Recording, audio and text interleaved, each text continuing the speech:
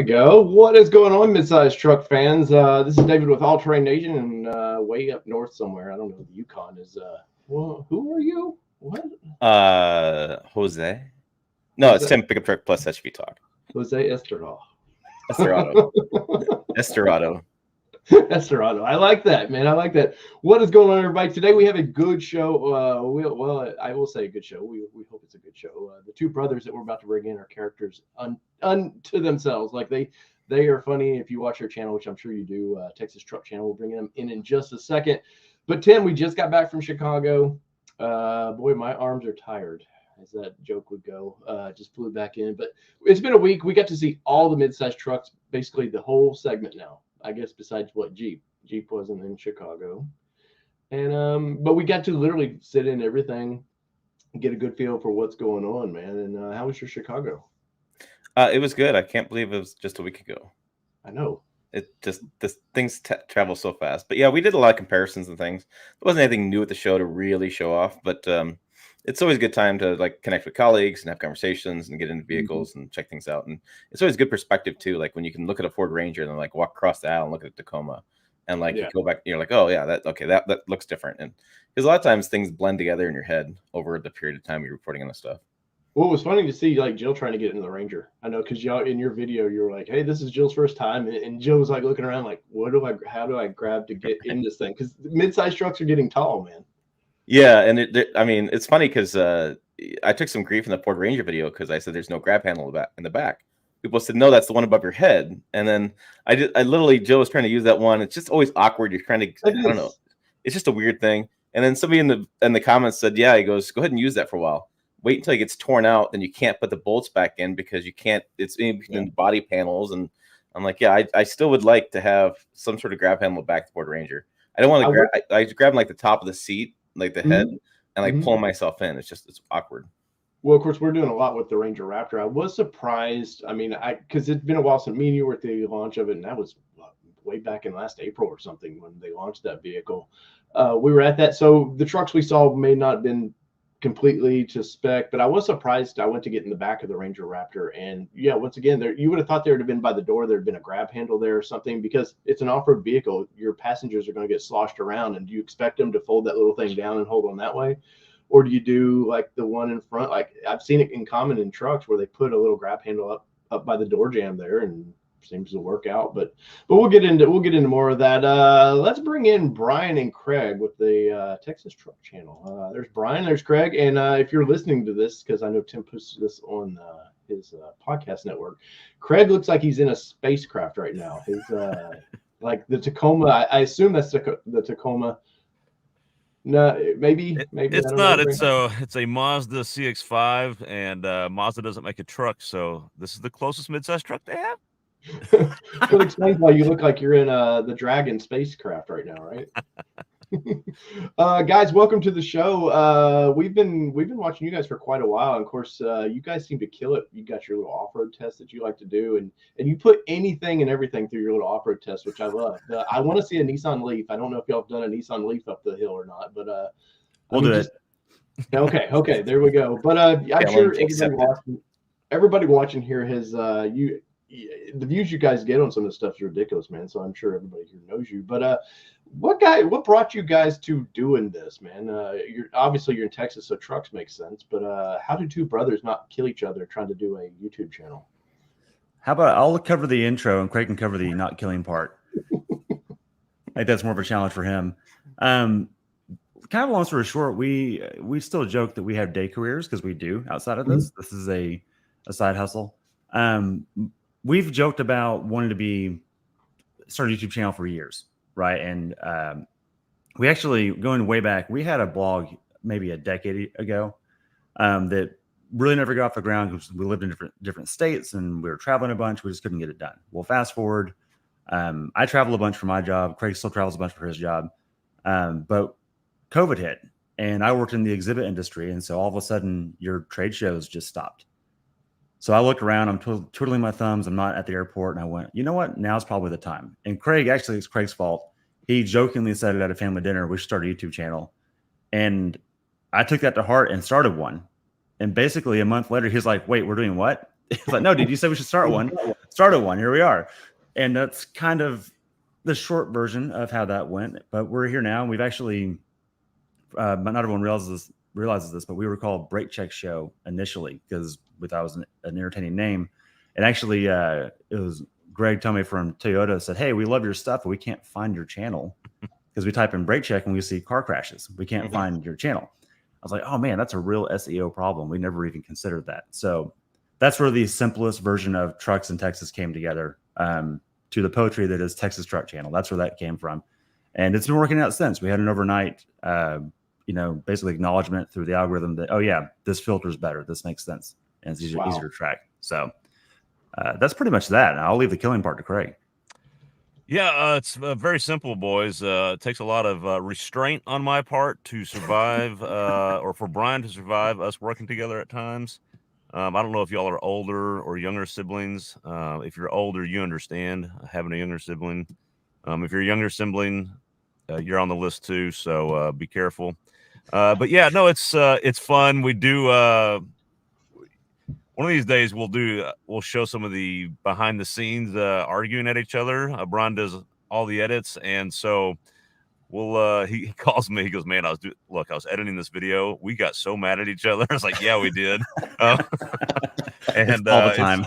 It's quite entertaining. And the other genesis of the show is, we kind of jokingly mentioned at a family dinner and like, okay, well, let's do it. But the other thing is, our wives they get sick and tired of hearing us talk about cars and trucks all the time. They're like, why don't y'all just do something with that? Because we're tired of hearing y'all talk. So, because what happens is every time Brian and I get together, or if we call each other on the phone every day, we immediately get into an argument about whatever vehicle we're driving or going to drive or that just got released. And so it's pretty natural on camera. It's just everything we're always arguing about. It's just on the camera in that particular moment. So. Well, I understand the fighting part because I've tried to get Kelly in here to do some editing, and it's like it takes 4 hours to do like 30 seconds. I'm like, no, I'll just go back. I'll handle this. So I understand it from a spouse perspective, but well, and that's why Craig doesn't edit. But so you guys recently started buying vehicles, which you've seen. I know you've seen TFL do it. Tim does it. I do it. Like the best way to get experience with a vehicle is literally to go buy one because we all get press loans. And sometimes, 7 days is just not enough. Either, like you said, you may have day jobs, so you only get limited time during the week. And then maybe a weekend when I'm assuming you guys, that's when you go do your off-road tests and have all your fun. There's such limited times. So buying one makes sense, right? Yeah, absolutely. And this is, like you said, it's new to us. We've been leaning on the press fleet or local dealer partners we have pulling vehicles that way. But as you know, if it's a dealer car, we're apprehensive to do much with it because someone's going to buy this, right? And a press loaner, we'll lean on it more because that's the point, is to test things. But someone's going to have it next week. A different journalist is going to need it next week. So we don't want to totally damage something. If it's ours, we can just do what we need to do with it and deal with it. And that's on us. And there's no one waiting on us. So that's been a real freedom that we've just recently gotten to the point to be able to do that. And we've been looking at you guys for a while doing this and going, man, that'd be great to get to a point where we can make that happen. And it's worked out great. And we can also stagger out comparisons better because we have one of these in our control. We don't have to schedule something. It's just here. That's all you got to do is find the other one. So that makes it easier. The other thing is we be careful saying this, but we really test these vehicles kind of hard. And because of our normal jobs, it's perfect because it gives us real life situations to actually use these vehicles, how people are going to use them. And so works out pretty good. I have the joy and privilege of I have a 50-mile commute. And fortunately about 40 miles of those can be on dirt, and it's a lot of fun. So I can take some of these trucks at speed and really do some things on dirt. And it's a lot of fun. And we'll get the cars back. And at the end of the week, we're like, man, maybe that was a bit much. I don't know. Maybe we need to be careful. And so having our own, it was, that Jeep, I think it probably still has mud on it on the dealer lot that's trying to sell it. So it does. Of dirt and mud on that sucker. So that's awesome. So you're the reason the press fleets that me and Tim get afterwards are all beat to shit because you guys take care of that. We don't beat them up. We just make them filthy, Yeah. absolutely filthy by the time they go back. We've actually pressure washed vehicles in the driveway because we go, man, they're just going to think we went down a mountain or something. They're not going to understand that it was muddy the day we filmed, and we'll knock it off here because it looks so bad. We just feel bad. Well, you know, Tim up there, he likes to get Bronco Sports stuck in mud. So nothing wrong with that, Tim. Nothing wrong with that. You got to test them. Either get that or you get deer blood. I get accused of both things. So this 50-mile commute, though, 40 miles are on dirt. 40 miles can be on dirt. I have an option, and it's wonderful. Let me tell you. I know I live in the middle of nowhere, but when I can't drive 40 miles on dirt on the way to work or something, I don't think I could. It's beautiful. So what's great about it is Google Maps does never suggest the dirt road. And one of our maybe a fun games or irresponsible games is seeing if you can beat the estimated time on Google Maps. Yeah. The beauty of the dirt road is Google Maps never suggests it because it thinks it's only a 30-mile-per-hour road. Well, I'm just saying some of these roads, they technically don't have speed limits. So not posted at least. Some vehicles like Raptors, ZR2s, those sort of things can handle 80 miles per hour on those dirt roads, and then your ETA on the Google Maps game, it works real well. So that's a fun game to play for sure. Nice. Yeah, I like the Dukes of Hazzard testing. I do it quite often. It's fun things. It is impressive how much the suspension on the Raptor and ZR2 smooths that out. Like you can do 80 in a Raptor on washboards and feel like you're doing 20. It's so and like I tell people all the time, like yes, Raptors and stuff are made for off-road desert racing and all kind of stuff, but a lot of people would be beneficial to have them in the country just for the washboard aspect. Absolutely. It's one of that's where I think real world testing is. I'm not going to go rock crawl all the time. I'm not going to go, right. I can't drive to Arizona every weekend and just go as fast as I can. It's like, no, this is real life stuff. Right. Yeah. So you guys buying vehicles now, when there's money on the line, are you as rough with the vehicles? Yes. We are probably rougher. Okay, good. Absolutely. In fact, we'll go if that breaks, we'll just modify it and we'll deal with it. And or it makes a good episode. Exactly. Look, when we bought the Tacoma, we left the dealer, got some barbecue because we've been there forever, went straight to the hill. I think we'd driven it 9 miles or 11 miles, something like that at the time. And we said, look, these side steps, if they drag and bend off, then they're broken. We'll take them off. So be it. Now they looked out, they didn't actually drag, but we're still kind of hoping to break them off at some point. Well, I remember early in your video, you were talking about that. You're like, we might break these off.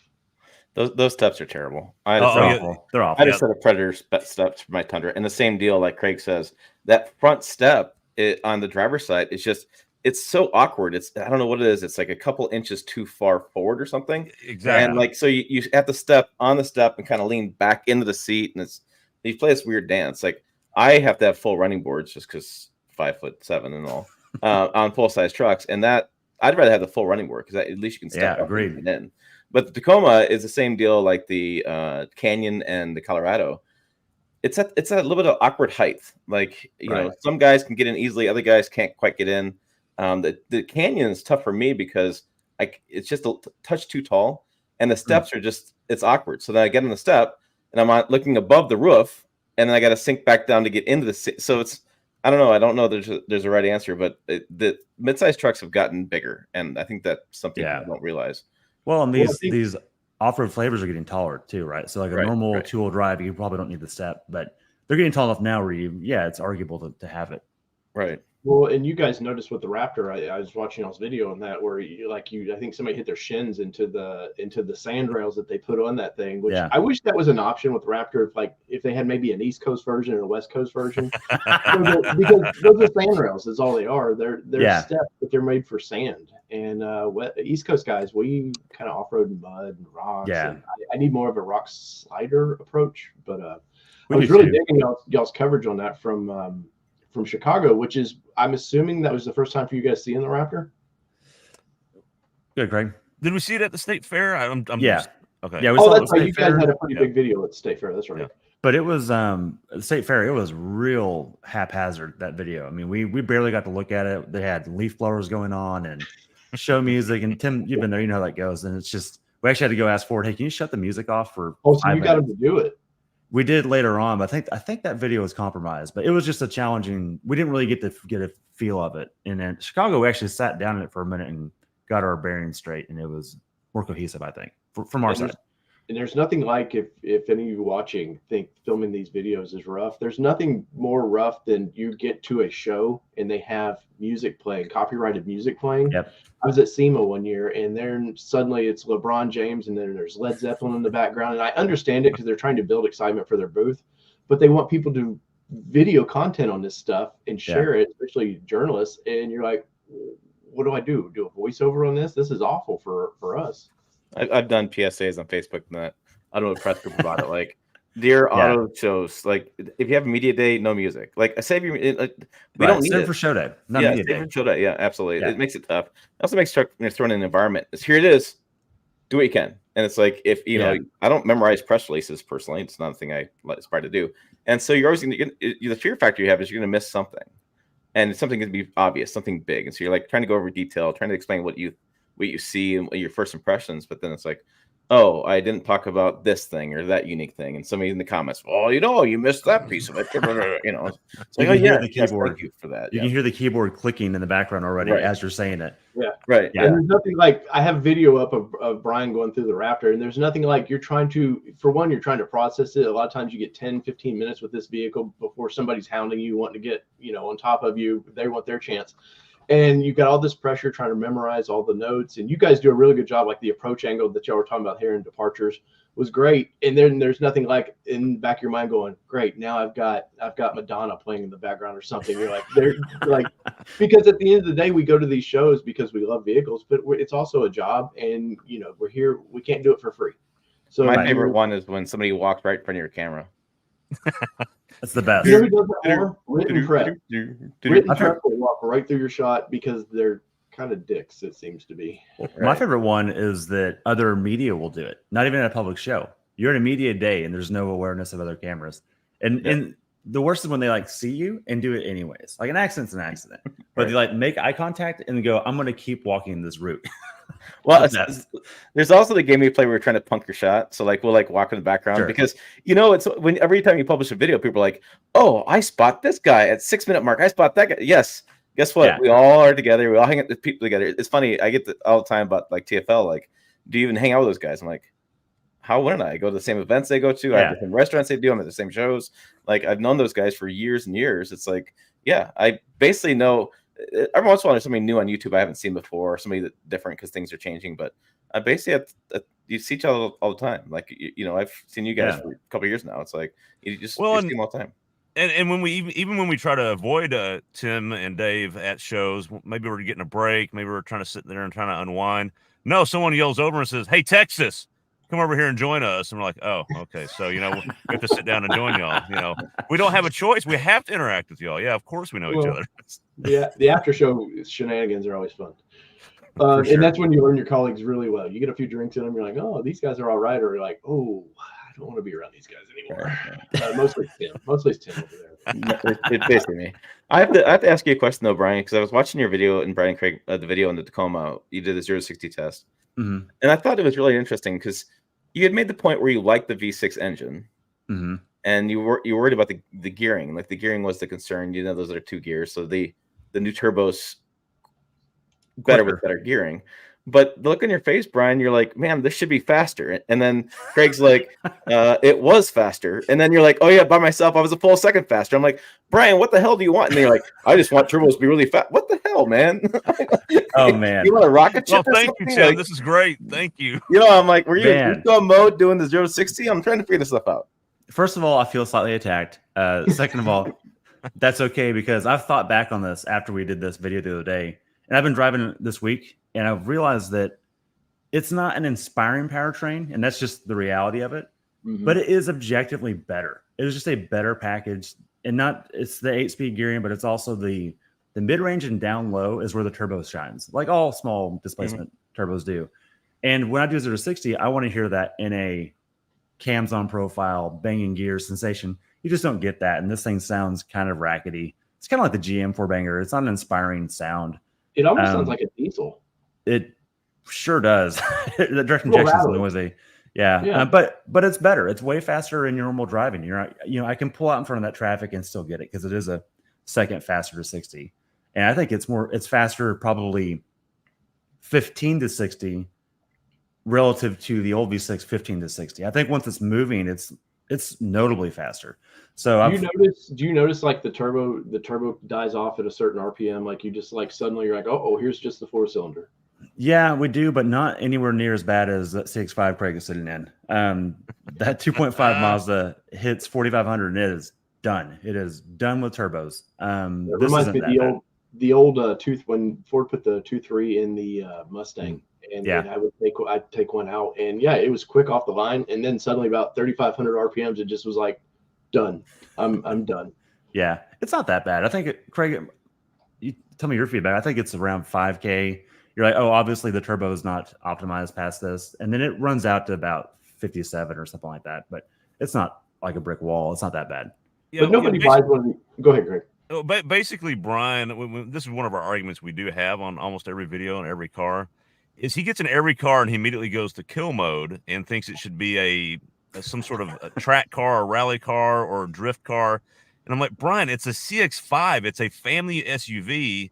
It just doesn't matter. Oh, man. I don't even know that owns it that'll take it over 4,500 RPM. And so anytime he gets a vehicle that doesn't go full kill mode, he's like, this is a piece of crap. I'm like, but I don't think anybody needs a Tacoma to go to 0 to 60 in 5 seconds. It'd be great, but no one's buying it and cares if it does. Now, that said, I will say, I think we mentioned it on camera, maybe. I don't know. We have so many conversations. I can't remember when we film or not. But Toyota, I think, leans towards saving their vehicle a little bit. And to Brian's point, it could have a little more kill mode. But I think Toyota's, look, we have this reputation we have to maintain and reliability we have to maintain because that's what we're known for. So I don't want to call it detuned, but I think that's kind of what's going on a little bit. It's saving itself a little more than we would prefer because we'll drive other products from GM or Ford or someone else. And it seems like they're letting it go on boil a little longer, and that's what we're missing. I think that's what I was surprised at the low horsepower numbers when they launched this vehicle. The version y'all have, what is it, 270 somewhere in there? 278. Which is not even close to the standard of horsepower range anymore. And I know horsepower can be like a measuring contest, really, but Chevrolet's getting 310 horsepower out of their little Turbo 4. Nissan out of a natural aspirated V6, is 310 horsepower. Mm-hmm. And of course, Ford, whether use premium fuel or not, with their offerings, depending on what you get there.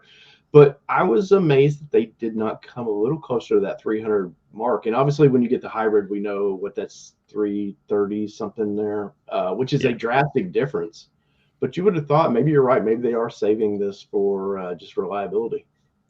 It feels to me, and back to Tim's initial question, that was really what I was referring to. It did not feel optimized. If you drive, I'm thinking of like the Veloster we have, the Veloster N. That thing is doing the best it can with that displacement and that level of boost. The Toyota feels like it is capable of more, and it's holding back the whole time. And that's probably because it is, and it will last forever. They do have that to handle, and I'm not writing that off. And it is a better truck tool. So my main comment is when we're ripping it, I feel like it's pulling timing instead of advancing timing and maximizing horsepower to red line. I would love to see a tune on this. It is begging for a tune, and it'll probably be a ripper. Well, that's Toyotas are one of those. I know Nissan tuning's pretty available. Ford's pretty available. I've never heard much of Toyota. I haven't heard that one either. Yeah, you don't really hear much about that. I've spoken to there's 2 tuners out there for Toyota, and they haven't even purchased their test mule yet. And they flat out told me December at the soonest for a tune. Yeah. So that's where it's at. They do some NA tuning for the V6. You can only get so much out of an NA setup. We all know that. So I think this is going to have a lot on the table. I hope at least. Look at the Ford stuff. 400 wheel torque happens all the time out of a 2.3. This should be pretty close to that with a good tune.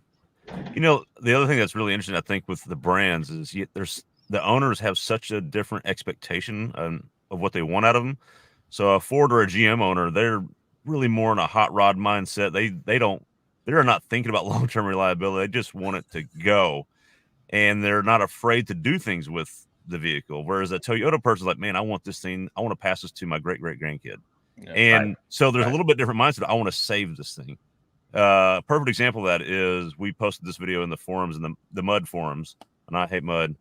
And the first comment we get, and y'all know comments. Comments are wonderful. The first comment we get is ripping Brian for how dare you launch it in four-wheel drive, 4 high. What are you doing? And of course, we comment back, well, we're trying to reduce wheel slippage, and we tried in 2-wheel drive, four-wheel drive high. We didn't turn, we didn't bind the system, but that just kind of goes to show the Toyota owner mindset of how dare you do something aggressive in that vehicle. It's pretty funny. Oh, I remember another channel doing that in a Nissan one time, and they got ripped up pretty good for that for some reason. That was COVID times, though, when you were trying to come up with any idea you could to do that. Yeah. Walking around this thing, so build quality. These things took forever to get out. I mean, I think for horsepower, that's always going to be with this truck. That was the number one thing I'd get comments about was, hey, no V6, I'm out. How has been the build quality in the exterior of this thing? Have you guys noticed anything, any issues? Since this is the first truck that Mexico? I forget where they're building these, but it's kind of the first new launch of that vehicle. Have y'all seen any issues? So we've actually debated on this because usually when you buy a vehicle, it's always good to go over what's the product you're really getting. And this is the first batch truck. So we're like, hey, if there's a problem, we're probably going to see it. And I can confirm we have one rattle in the tailgate, which is probably a 10-cent repair. And then the Bluetooth doesn't want to ever really work, which is probably going to get an update, and that'll be the end of that. Craig, I don't know about you, but I found remote start on the app just flat out doesn't work half the time. And other than that, that's kind of it. It's like shockingly well put together. Oh, no, actually, Craig, the rear bumper, we haven't talked about this yet. I watched the truck yesterday. The rear corners of the rear bumper are really flexible. I don't know if that's a bad thing or a good thing. It's just a notation. The gap is big, panel gap, and then it like moves a bunch. But I don't know that that's a problem. That's just probably how it was intended to be. So yeah. And that said, I mean, one of the things we're always a little leery of those first runs of any vehicle because especially, fortunately, this is a post-COVID truck. Y'all know, gosh, anything made in the COVID launches was, yeah, you got to be careful. But I will say, going from the Jeep Gladiator to this, as much as we love the Jeep Gladiator, I think pretty early on we called each other and were like, man, Toyota's build quality is pretty good. I mean, and then even it's just from like the plastic finishes, they're just rounded off better. Yes, there's panel gaps Brian's talking about, but they're even all the way across. They're consistent. They're consistent panel gaps. So I'll say it's a surprisingly well-built vehicle, especially for a first run. I think they've done a better job with this Tacoma launch than they did with the Tundra launch. Now, again, the Tundra was a little closer to the whole COVID thing, so I'm sure that was a little bit of an issue. But no, I'm impressed so far with that. Yeah, me too. Jump in, Tim. Sorry, looked like you were going to say. I just listening to what they're saying. I want to go back to one other question I had for you. There's been a lot of comments about how underpowered the powertrain is, and Dave and I have argued about this a few times because, yeah, you look at the horsepower numbers, you're like, oh my gosh, horsepower is really low, whatever. But I feel like when you drive it, and I've said this in some videos, that I don't know that the average buyer or owner out there would feel like the Colorado is more powerful than Tacoma is off the line. I feel like with the torque and the torque curve, they feel about the same to me for the not ripping it person, right? Yeah. And I'm just curious your thoughts on being underpowered, because you're talking about tuning it because you want more, but it seems like that's more of a thing that you want out of it versus maybe what 95% tile, which is what Toyota builds to and everybody builds to, 95% tile. Yeah.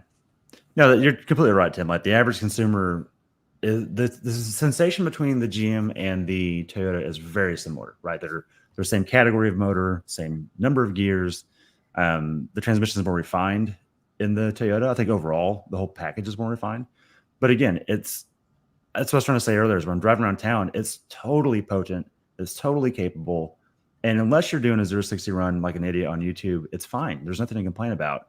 And back to the power numbers too. I know it's 278 sounds like a small number today, but the Ranger's 270, right? With about the same size motor. So it's not like it's completely off base. I mean, it's in the ballpark. Ranger is almost 300, the 2.3. Oh, is it? Yeah. I thought it was 270 and the torque was more, but okay, it may be. Ford always screws with their numbers depending on premium fuel or not. So yeah, you put 93 in it. Yeah, but nonetheless, when you drive it, and I compare it to a Ranger, in fact, the moment the 2.3 says 270 horsepower and 310 foot-pounds torque. Okay, so they're in the ballpark. Premium, I'm assuming. I think that's 87. Yeah, the 2.3 is 87. 2.7's not been released yet. The 3.0 is premium only. Okay, got it. My sensation when we left the dealer, the moment we bought this truck, we didn't test drive it when we bought it. We just said, no, we'll take it. Let's go. And I told Craig immediately, this feels a lot like a Ranger, and it's the way that it acts and the way that it feels and the way that you just get on with it. And I mean that in the positive way, because we love the Ranger, not even the new Ranger, the current Ranger. It just acts like it's been this way forever. I don't get a first year vibe out of this truck. And I think that's the biggest praise we can give it, is that if you told me this thing came out 2 years ago, I would completely believe you. There's no debate in my mind. But yeah, it doesn't feel too slow when you're just driving around town. It's actually totally fine once the turbo's spooled up. Yeah. I'll say one thing real quick. Sorry. One of the best things about this Tacoma, I don't know if we've mentioned this on video yet, but it doesn't pipe in any fake noise. Yes. And good. what's good about that is you do get to hear the turbo spool and blow off, and it's fun. I like it. Yeah, you also hear the diesel sounds a little bit, but the diesel sound's not too bad inside the cab. It's outside because you just hear mostly turbo on the inside of the cab. And so, no, Brian's right. It's completely fine for the buyers that are going to buy that. They're not going to think it's underpowered at all. Right. The exhaust note's such an interesting thing you brought up as far as fake engine noise in the cabin. That is so controversial. Like, I got my Tundra. I bought a Tundra, was it 2 years ago, whatever the deal was, and it had it in there, and I was like, all right, cool. It sounds fine. I didn't think much of it. But God, people were just losing their minds about it, and they're like, oh, I have my friend inside the cabin, and I filmed outside, and you can't hear anything. This is so fake. It's so stupid. I want to be able to turn it off. And they were going into dealerships and going in the back software and trying to figure out ways to turn it off and all kinds. And I'm like, just turn up your radio. I'm like, why are we losing our minds about this fake exhaust note? I mean, people have complained about the Ford EcoBoost in the F-150 as being, you can't hear anything. It sounds terrible. Like, well, I want this truck to sound better. Okay, then you pipe an exhaust note and like, oh no, I can't have the fake stuff.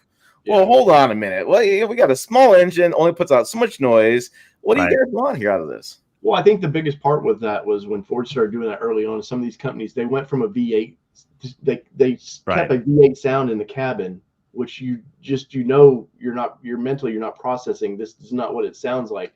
Had they just early on just kind of kept it more of a V6 sound or whatever, I think people would have been never noticed, honestly. But I just feel like I think it was the Mustang, the 2.3 again. Like you would get in that and rev it inside, you're like, man, this thing sounds like a monster, and then you realize it's not a monster. So maybe that's they started this process better.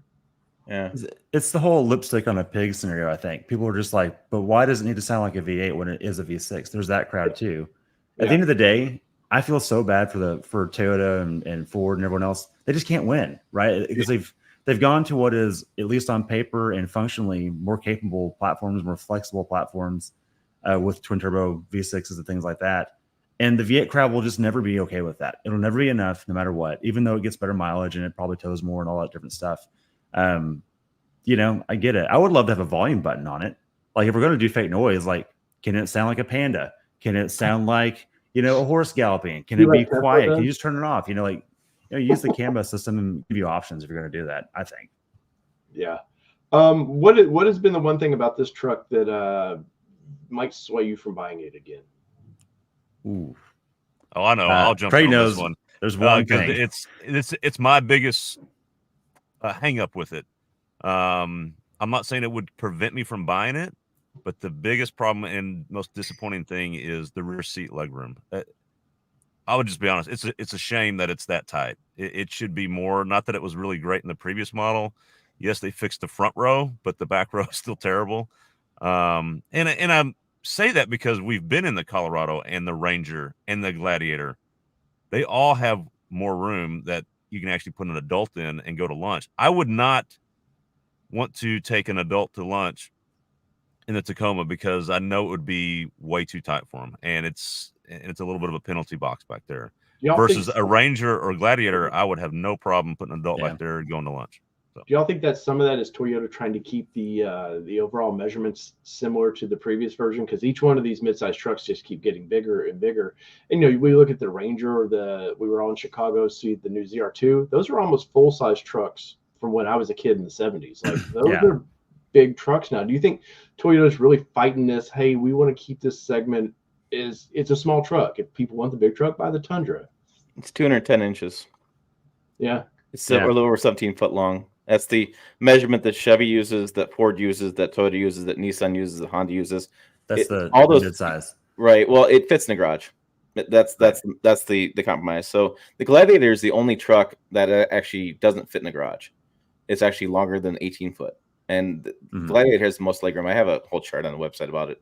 And what's interesting is you'll get the comments where I want another inch in the rear seats, look at 1 inch.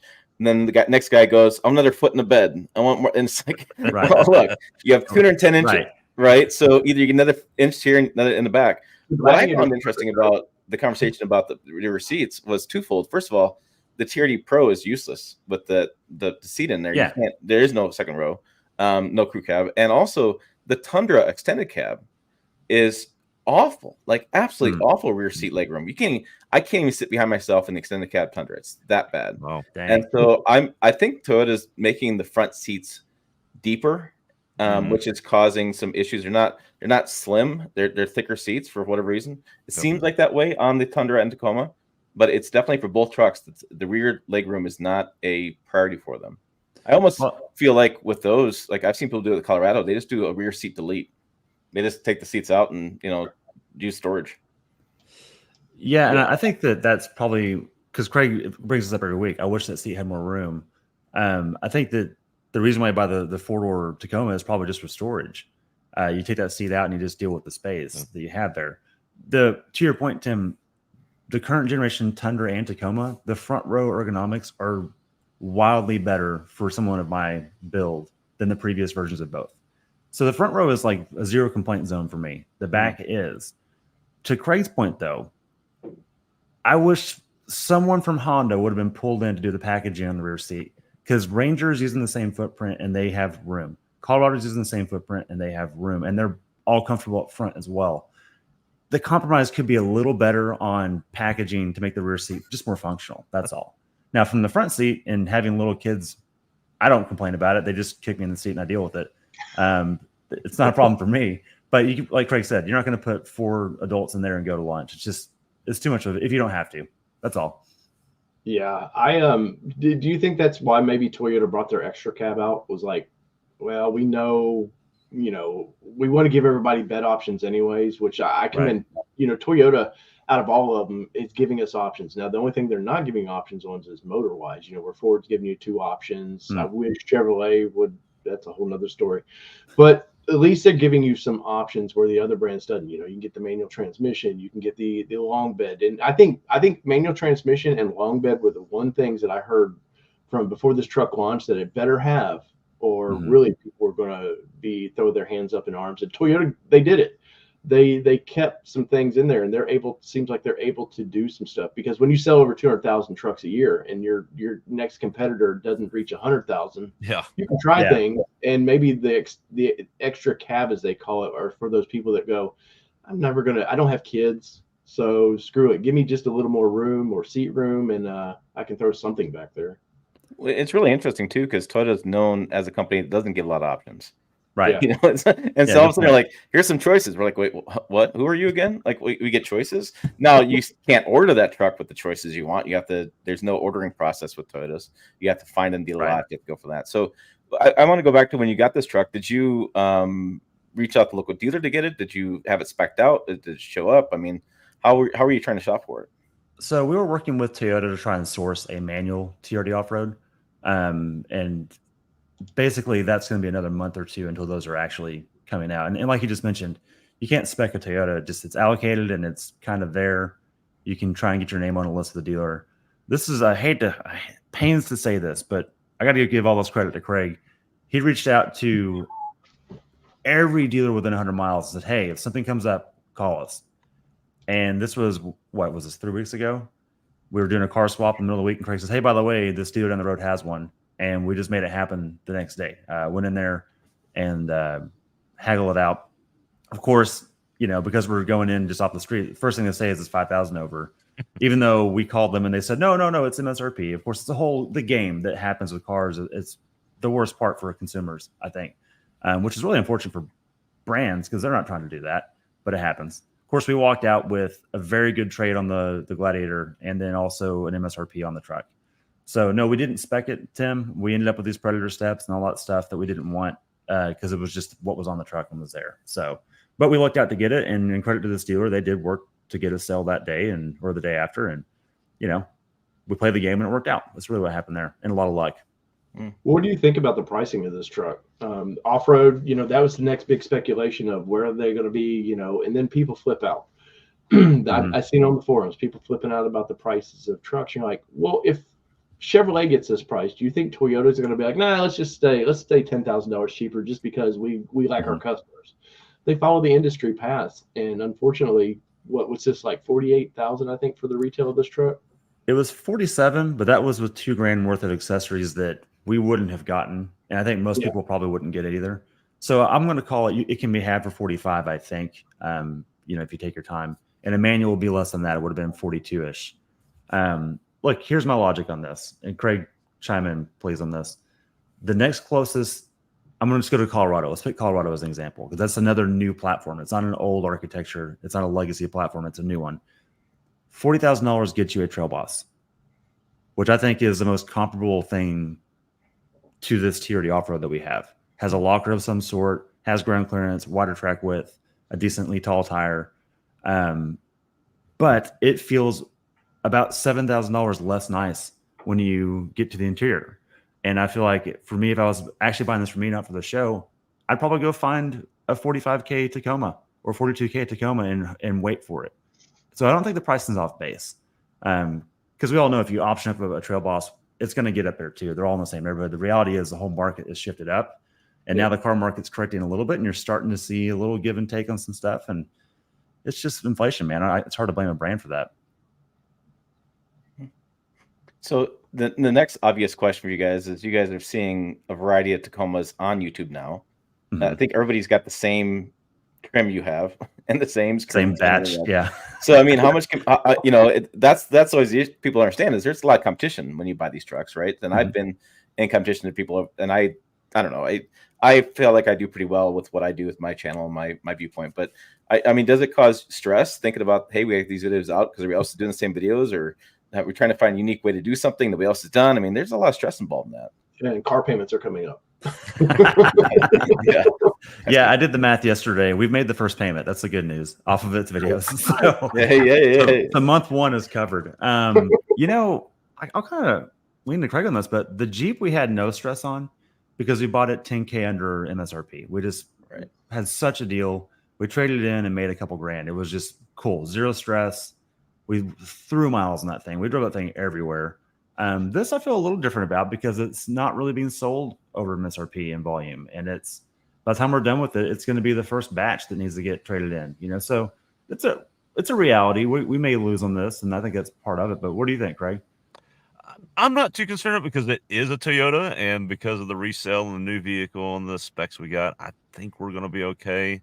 But as far as stress-wise goes and doing things and getting content out, yeah, that's there. But Brian's done a really good job. I don't know if he wants to share it yet, but we've got some upcoming stuff we're going to do. Actually, right after this, we're going to start our first kind of video on some of the stuff we're doing to the vehicle. But I find it fun. I find it fun to do new things with these platforms and see what we can do and get the feedback from the viewers. Because, well, actually, that's always the best. That's a whole nother sidebar conversation. I love comments. They're my favorite. But no, it's fun. I'm looking forward to the things we have planned for it. Do y'all plan on accessorizing this thing at all? Yeah, so that's what Craig's on about. So we actually struck a deal yesterday or the day before. There's actually a Toyota parts manufacturer that is in Fort Worth, and they have a test mule as well. And I went and saw their facility, and we talked about it, and we were throwing their entire catalog on this truck. So that's a dimension we weren't planning on doing. That kind of just worked. So back to Tim's point, I think it is hard to not make the same exact video that TFL is making or someone else is making or a vlogger is making. We're on the journalism side of it, of YouTube, but there's the influencer side as well that's just doing like overland stuff. And, we're a little bit dipping our toe into the accessorizing part of it. So I'm looking forward to that. That'll have some first look stuff on that. But there's already, like you said, there's already some out there that have a lift and tires out there. We didn't get to that in time, and we may not do that anyways. But we've got some other stuff too. We're going to throw it on the dyno here next week and get some, 87 versus 93 octane at the tire kind of stuff. So we're just. I love when you guys hit the dyno because y'all took the lightning on the dyno. I think y'all were probably the first to actually put a lightning on the dyno, which was nuts. Man, that was pulling teeth because that thing's all-wheel drive all the time. You can't put it in two-wheel drive, and no one makes a rolling dyno at 145-inch wheelbase. So luckily, this dyno manufacturer, Dynocom here in Fort Worth, they built an extension for a rolling road, basically a dual roll or dual barrel setup. And let's never made it on camera, but that drive shaft they built between exploded on the last run and blew through the blast shield and very well could have put a hole in that truck or someone standing by it or me in the cab. It was kind of scary, but it was really cool to get that out. That was awesome. So we're hoping to get a first cut with that because they're a great partner as well to work with. But nice. Well, I know you guys are going to go in a minute, but I want to end up on Chicago Auto Show. You guys, basically, I was telling Tim before the show, we all have now sat in every midsize truck. It's all out there. Other than the Jeep, obviously Jeep, that's the whole thing. It wasn't there, but you guys just owned a Jeep. I owned a Jeep. Tim's not a fan of the Gladiator, I don't think, so he doesn't care about it. He knows it. But it's what has been your experience if you were to not buy the Toyota today? Where would you go next? Especially you've said in all these now. I'll let Craig go. Okay, well, this is tricky, and it's kind of maybe this answer's, I don't know if this answer's allowed, but the current Ranger, which is actually out right now, the 23 and older, the Ford Ranger trimmer is my jam. And I think it's just that whole package and setup with those particular shocks and suspension. It's funny, all the vehicles we've driven from Raptors to ZR2s to the TRD, Tacoma now, its ride is incredible and it handles all the surfaces well. Those dirt roads I keep going back to, I probably had the most fun with that vehicle out of all the others because the Raptors get really wide and it's hard to have fun on those tight roads, whereas the Ranger trimmer is a little narrower and I could still have fun and have some room to wiggle. And that's probably where I would end up myself personally. Brian, what would you end up with right now if you didn't pick this one? Assuming that the new Ranger's not available. So we're talking Colorado, Canyon, Tacoma. I mean, basically what you said in Chicago. At Chicago.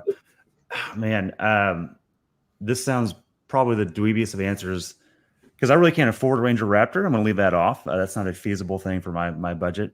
I would look probably at a manual Tacoma TRD off-road. Because the manual transmission part is just so much more fun. I haven't even driven that yet. Tim, I actually was going to ask you, did you drive that at the Tacoma launch, the manual trans? Yeah, we did actually. We did. Okay. Jill and I, we had an automatic, we had a manual. We drove a manual pop minute. I thought it was pretty good. I mean, I don't remember any details. There was Jill's lead-footed, so she has details. Actually, Jill's problem with the Tacoma, which is an interesting problem, was that the lower trims don't have a powered seat, and she couldn't get the pump up seat tall enough to be able to reach the clutch pedal just right. And as we were driving back, and plus we were driving back with the manual Tacoma, it was funny. We had walked around and it started raining, so her shoes were wet and the seat wasn't quite high enough, so she kept slipping off the clutch pedal. And it is funny. I've had some discussions or arguments, more likely, about this stuff. I don't love a manual off-road. And the reason why is the trails I've done are really tight and narrow, and there's rocks and things like that. And other people love the manual because they want to control the torque and the gears and keep things higher revved up. And I get that. I'm trying to focus on not hitting stuff. And so, trying to shift and not hit. And I drove a Tacoma a couple years ago in Pennsylvania, and we had those Predator steps, and we ripped off those Predator steps because I was so busy focusing on the shifting and staying on the trail and avoiding the rocks, then I wasn't worried about the steps. We actually tore the steps off, which is funny because the Toyota rep at the time was like, I told him to take it off before you guys started. You guys ripped him off. So it's time for me. But yeah, I didn't. I mean, I came back from the event. I had people pissed at me. There was like this 50-50 online, big arguments, and I said I don't like it off road, but holy cow, that was throwing fire on fuel in the fire, because people were after me about it, or they're like, yeah, I agree. It's like hard line there in the sand. I always say the older I get, the less I want to shift. Like, I love shifting in a sports car. I had my Mustang. I would have loved to, if my wife wouldn't have ripped the transmission out of it, I would have bought a manual transmission in my Mustang. But I get it lazier. I had a Jeep. I had a YJ with manual transmissions, and I went off-roading, and it was just, I was beat by the time I was over that day. And I was like, this isn't, because I came from a more independent front suspension vehicle, automatic transmission, doing a lot of hard trails, like comfortable. Mm-hmm. And by the time you're shifting, like Tim said, you got to focus on 16 different things. I was like, you know what? I just want to come out here and chill. I don't want to have to shift all that. But I know there's people that love that.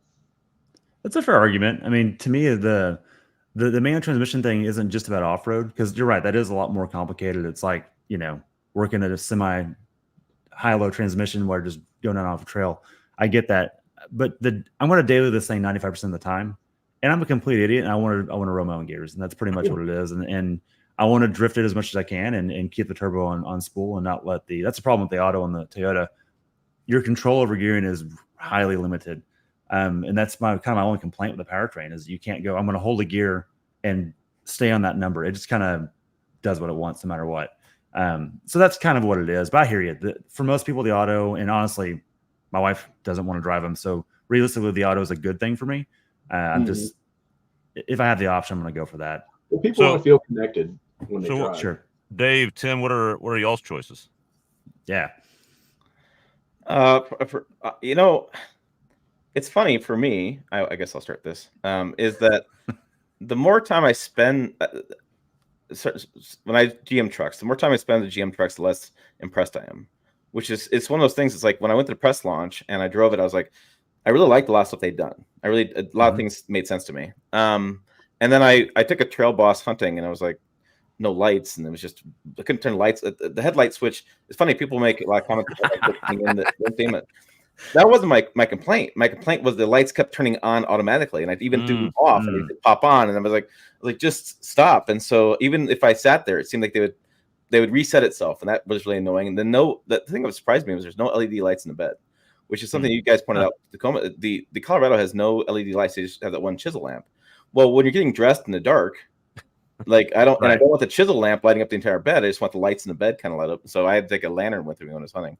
But it's funny because, like I said, the more I drove it, the more I've been around the GM, I don't love it as much as I thought I would. I like the Tacoma, but I don't know that I'd probably go with Craig here and with the Ford Ranger. But I would disagree. I think the new Ford Ranger for me, not the prior gen. And I tend to, the more time I spend that damn Ford Ranger Lariat, the more it's like, man, this thing is it's just got the features I want, the comfort I want. I like the bigger screen. I know people have bitched about the big tablet screen. It's like some guys said, take up space, whatever. I'm like, you guys are nuts. I mean, the big tablet screen, you have the bigger camera. You can have the dual screen camera plus the radio. You can, it just better connected with that. And I can't wait to drive them. We're driving the Ford Rangers next month, I think it is. I can't wait to spend more time on that. And yeah. I think it's like a Ranger. You can, right. The thing that I go with anymore is like, I understand trucks are getting taller. I understand they're getting wider and taller, not longer. They're usually getting a little wider track, a little bit taller. I want to just get in a midsize truck without using the step rail. And I feel like the Ranger I feel like the Colorado can say all come with lifts. It's like, I'm like, come on, it's like, come on, even the Z71's better for me from an overall height standpoint. Trail Boss, I got tired of it. And like Z71, right now, it's the Silverado ZR2 without step bars. Man, I just turn and just though, Tim, it feels cheap though.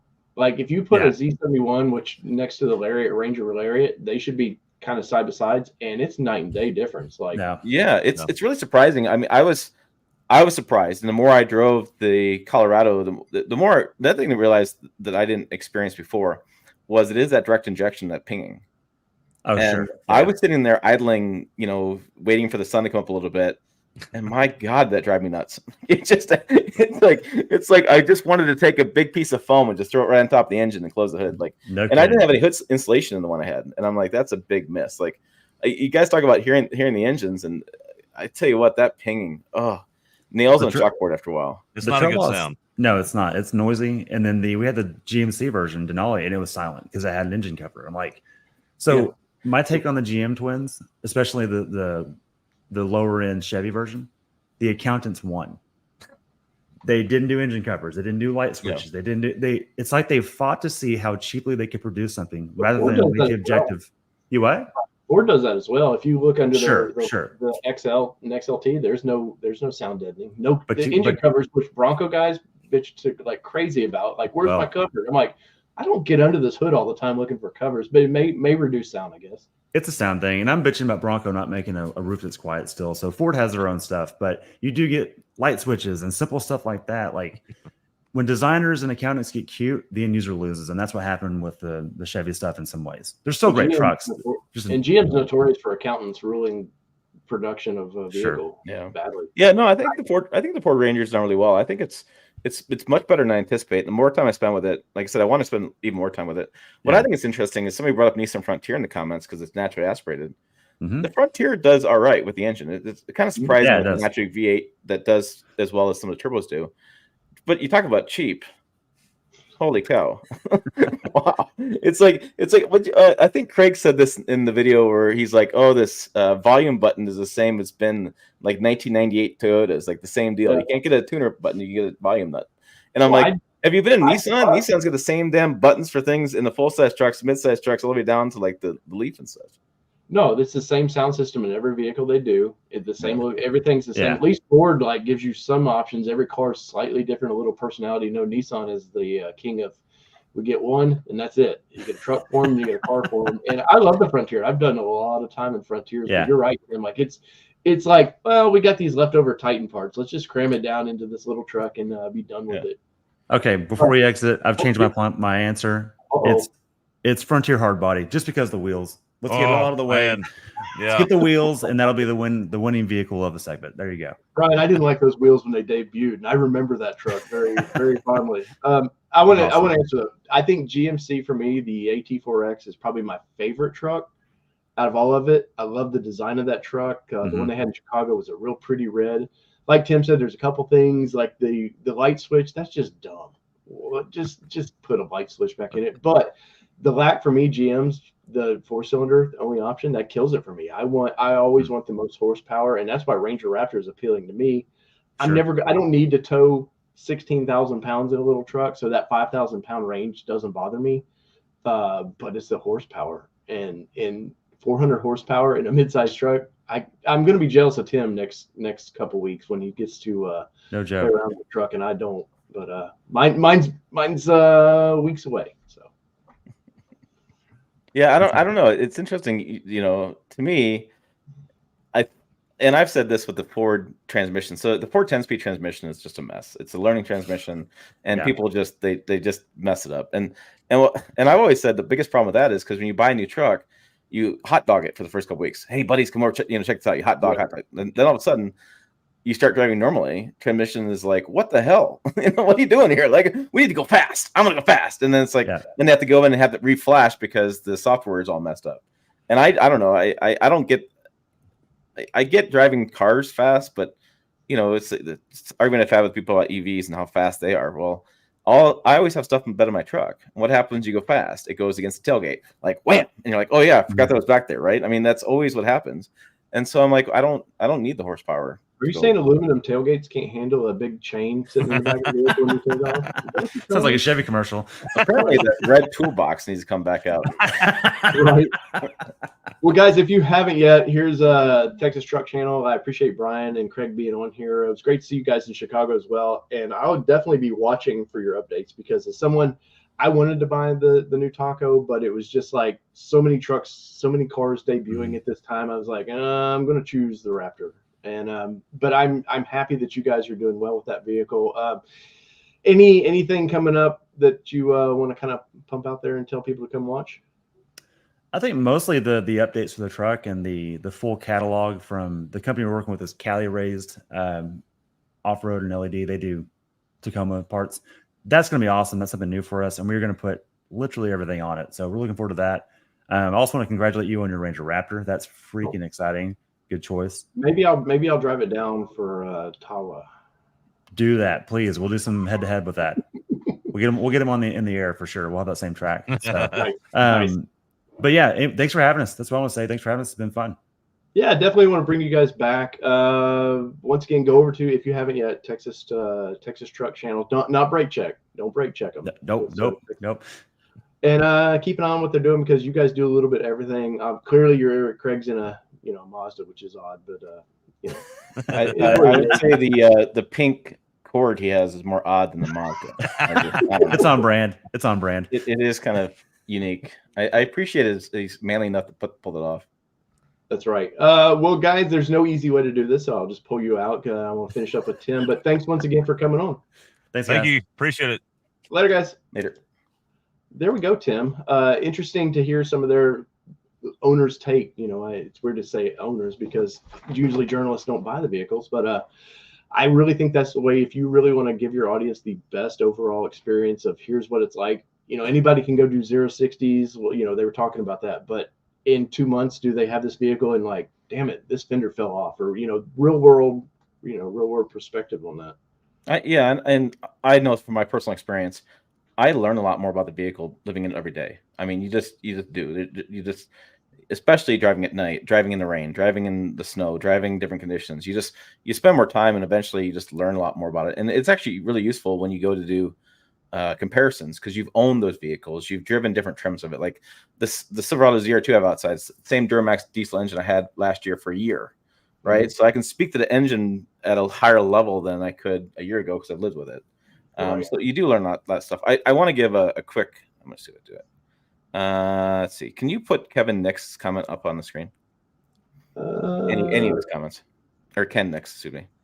So I just want to give a shout out to Ken Nick's. He is a member of the channel, but he chose the highest trim of the channel, like the platinum membership. So I don't know if he hit the wrong button. If not, I really appreciate it. And I will be doing a custom video for you, because I happen to, so this is behind the scenes, but you can join the channel as a member. And I happened to look the other day, and I don't go to the screen very often. It's a tab that I just don't use. And I happened to look, and this, all of a sudden he's a platinum member. And I'm like, wait, what? Hold on. And then I had to go in and actually see what my membership perks were for that level, because I had totally forgotten. I had not done any sort of research onto that because I hadn't even thought about it. And yeah, looking at that now, I'm like, oh yeah. So I've been thinking about how to do a custom video for him in a unique way, and I'm going to do it. That's going to happen. Oh, nice. Is it like that time that I remember one of you had a super chat for like $500 or something? You remember that? Yeah. And the guy pressed the wrong button. Yeah, but that was crazy on that one. He got them. So to clarify this, so you can do a super chat on live streams, and he had wanted to do $5, but he actually hit the button wrong and did $500, something like that. And so he got his money back. He'd emailed me, and the bank, whatever, and YouTube said fine, not a big deal, because I was going to literally download that payment and like send it back to him because I felt so bad about it, but. He did get that back. I forgot about that one. That was a funny. Yeah, I remember seeing that in the chat, and I remember you were like, "Holy crap!" I know. I think Jill was. Uh-oh. I think Jill was in the chat too, and I think Jill was talking at the moment, and like my eyeballs, like, well, holy cow! And then all of a sudden he's like, "Oh crap!" So it's some back and forth on that. But no, we now have 7 or 8 members now, which I'm fully appreciative, because that really does help smooth out. People don't realize this, Tim. They don't realize, and I'll brag about memberships because we both have some, but that does a lot for channels, because YouTube takes a huge chunk. And I was talking to Tim over the weekend about this, because I had a video that they strangely took more than normal out of, and we don't get all the time 45 to 55% of revenue from these things. YouTube takes a big chunk of this. So when you guys do the extra memberships or whatever, that does help keep these channels afloat, and they're greatly appreciated. I always hate selling myself on that stuff, because it's I feel like it's free content we put out, but at the end of the day, man, it does make a big difference, and it helped us going to Chicago for sure. So we the biggest thing is the ebbs and flows in advertising rates. And so on those months that are like January is always your worst ad rate months, those memberships do smooth things out. And that way you have a consistent kind of income coming in. You're not worried about too much on that. Yeah, now, in Chicago in February.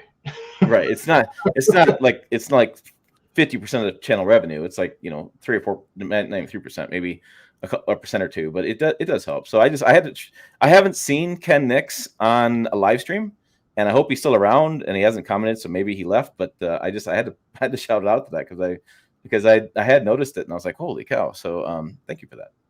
Well, so Tim, I want to get into you a little bit. I don't want to keep you all day, but the Chicago Auto Show, like I told Brian, we got to sit in a little bit of everything, and this is the first time. Besides, like I said, Jeep wasn't there, Stellantis, whatever their name is, wasn't there, which is not for midsize, wasn't a big loss because the Gladiator's been out for a while. There's nothing new about it other than I guess the 24 gets the new screen. What was your takeaway from getting to see all these trucks in one place? Well, I mean, I thought it was pretty interesting. I think Ford probably won that to me. I am interested in the Trail Hunter a little bit, and I know you've been interested in it. And they had that truck all kitted out, but overall, to me, man, I'm still interested in owning Ford. Yeah, I love auto shows in that you can see so many different vehicles at once, and you can do comparisons, and you can look at a Ford and walk across the street and go, oh, Rowan, there's Tacoma. It really puts things in better perspective than you can like in a dealership walk, anything like that. Ford had a really impressive booth this year. I was really impressed with their booth. And it was nice to have the Explorer there. Like I hadn't seen the Explorer. They had a reveal for it, but Jill and I were at another event that week, so we couldn't make it.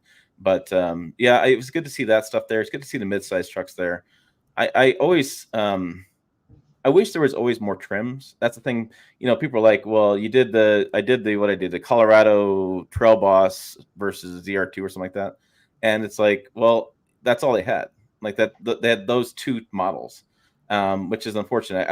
I love. We used to do a truck rodeo in Texas, and in its heyday, these brands would bring down every trim level of their trucks, and that was just phenomenal. Like getting them all together, that was the best.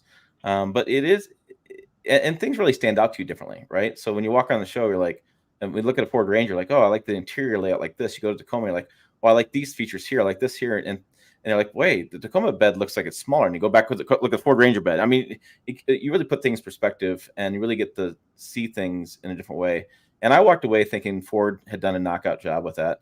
The Tacomas they had there, as you pointed out, one was pretty beat up, and they just didn't have the display I wanted. Some of them were locked, which is just always dumb to have locked vehicles in media. Did you have that problem too? I know Corey and some of the other channels eventually got Toyota to open those trucks because in a lot of cases they're prototype trucks and they don't let everybody in them, but journalists they'll usually let in. But yeah, I went to Toyota's and everything was locked up, and it pissed me off honestly because I was like, this is the first chance for me getting in the new TRD Pro. You go get in it, or the new Land Cruiser. I was excited to get into that because that's a potential vehicle for the channel coming up. So I was like, really wanted to experience that, and everything was just sealed up.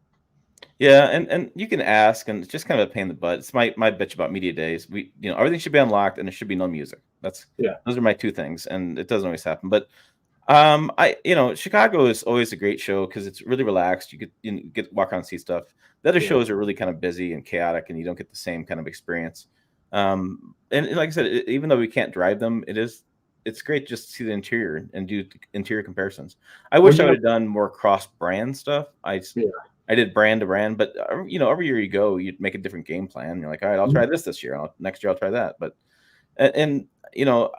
I would love to do like I should have done a Ranger Raptor versus Colorado ZR2 and versus this because that's Halo vehicles. People love seeing that the top trim levels kind of go compete back and forth on it.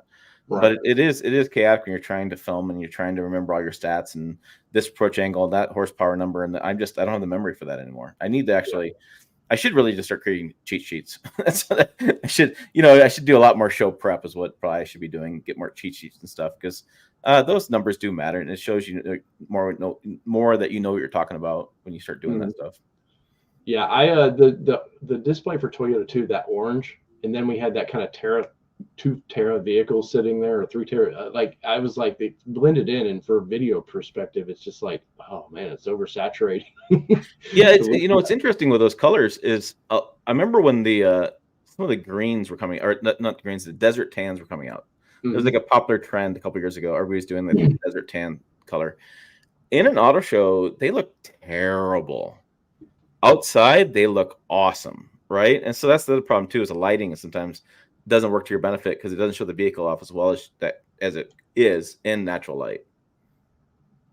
Yeah, no, I will say Ford's lighting that they had, because the blue on that Ranger Raptor was just popping on that.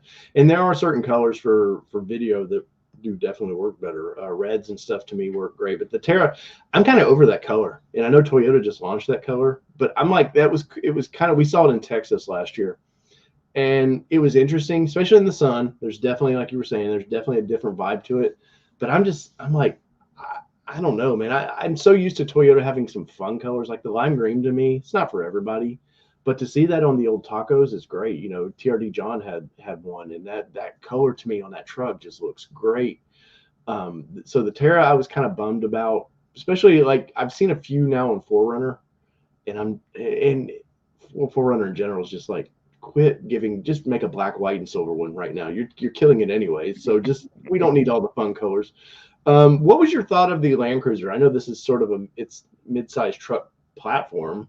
Where were you at with that? Because I've never heard you talk much about that thing. And you know why I haven't talked much about it? Because I haven't really spent much time with it. I haven't really. Jill was. I didn't know if you approached the show of like, cool, I want to see this thing, deal with it. You know, the Land Cruiser for me is kind of interesting. In that Jill went to launch with that in Utah. I was at a family camping trip, so I couldn't make that trip. I wanted to go, but I was doing a family thing. And she went and she looked it up and she drove it. And then a lot of people I watched a lot of people's videos on it, so I feel like I have an understanding what it is. But it doesn't really appeal to me. Like it's kind of weird boxy shape. And I just got done driving the GX 550, which is gonna basically be pretty similar to Land Cruiser. I know people are gonna freak out about this. It's gonna be a lot different. I get it, but I just don't spend much time in it. It kind of pushes me off a little bit. Like the styling stuff is just not for me. And Kelly brought up a good point about this thing. She goes, it looks like the old Honda. What's their little small SUV? The Ridgeline, or not Ridgeline? Passport, or well, I forget what they're. She goes, it looks just like this old Honda. And I was it looks like an FJ Cruiser to me. And definitely they're playing on that, definitely for sure. Yeah, and so I'm like, okay, so to me it's like. And then they have a problem with it. It's like, okay, so where does this fit, right? So you have to kill the 4Runner now, right? And Toyota's like, no, we're not killing the 4Runner. We're going to do it differently. And I'm like, well, why would you get this, not the 4Runner? And why would it's too murky right now. It's not very clear what exactly this is going to do and where it's going to be. And right there, I mean, that black with the black molding, it just doesn't stand out to me. Like there's nothing that pops for me there. It just looks like a Lego car. Lexus, something Lexus would do, because they're going to mellow these things out. It reminds me of like, this was a Lexus design that they just sort of went, we'll sort of make it Toyota. Right. And I know TRD John has done a lot of videos on it, and he's really excited. He's going to buy one, and people have talked about buying. I know Ryan Doffett, Driving Sports TV, is going to buy. He's looking at buying one too, and it seems like it's a lot of money right now, because what they do, the first editions or something like that. Mid-50s this was the 1958, so this wasn't the first edition. So this was supposed to be the affordable one. But they keep saying mid $50,000 range, which to me is going to be $60,000 range. And I like the idea of the smaller. You know, I know they call this, it's basically a Prado, but I like the idea that a smaller vehicle like this is coming back. But that's still, for a vehicle that you want to go explore in, it's getting harder to want to spend $60,000-$70,000 and potentially go beat up the vehicle that you just spent a lot of money on, you know?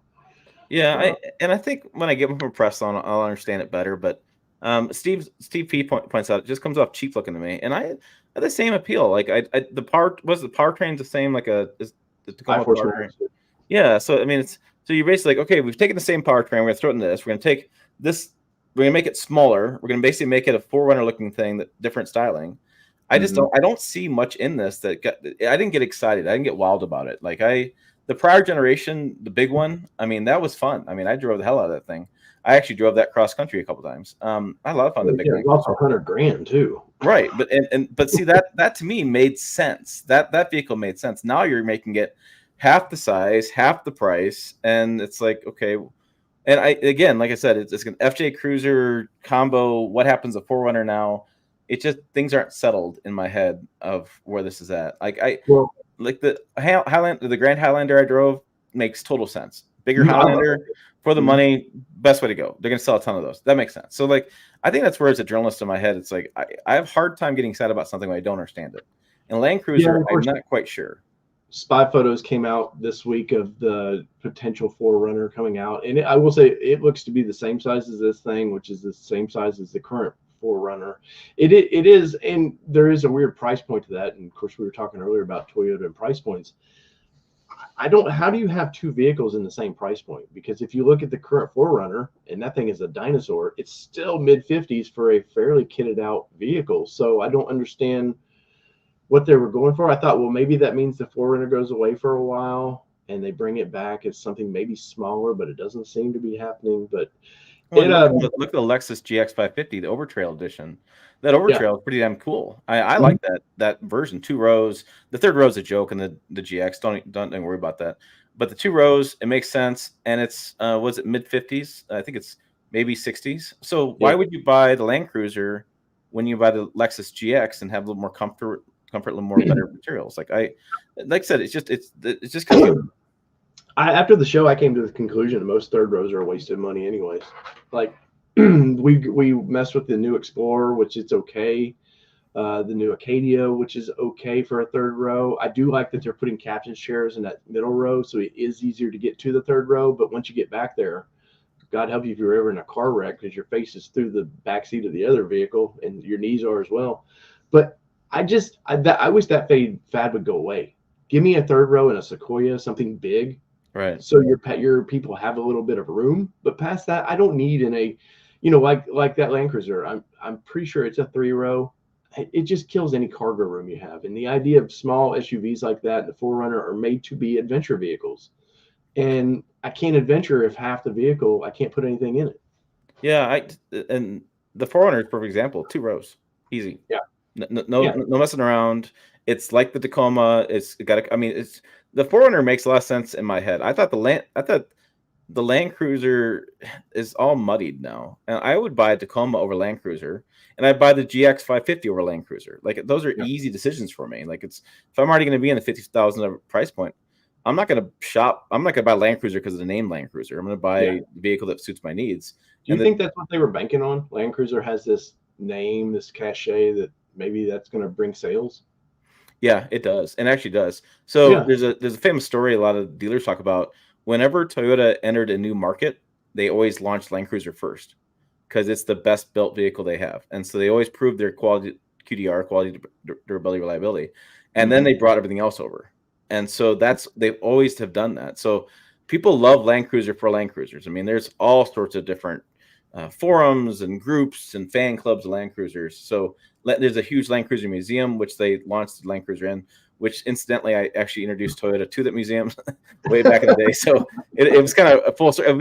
It was bad. It sucked I wasn't there, but it was kind of a full circle there, launched Land Cruiser there. So, I mean, they have a lot of name recognition with it. I know my friend Kurt Williams is a huge Land Cruiser guy, and I've seen his videos, and he's talked about it, and I've known him for years. Like I said, I think it's too muddied, and I haven't spent time in it, and I just don't know. I don't know. It just doesn't seem like it fits in my world and that's why I haven't talked about it. I've done many videos on it. I think we did. Jill did her video, and I edited her video and did it. And just not. And the thing with Land Cruiser is nothing really stands out to me as wow factor. Yeah, no, like they should have brought a more off-road looking vehicle, because that was such a street. I know it's Chicago, so maybe they're trying to play on the city vibes to that.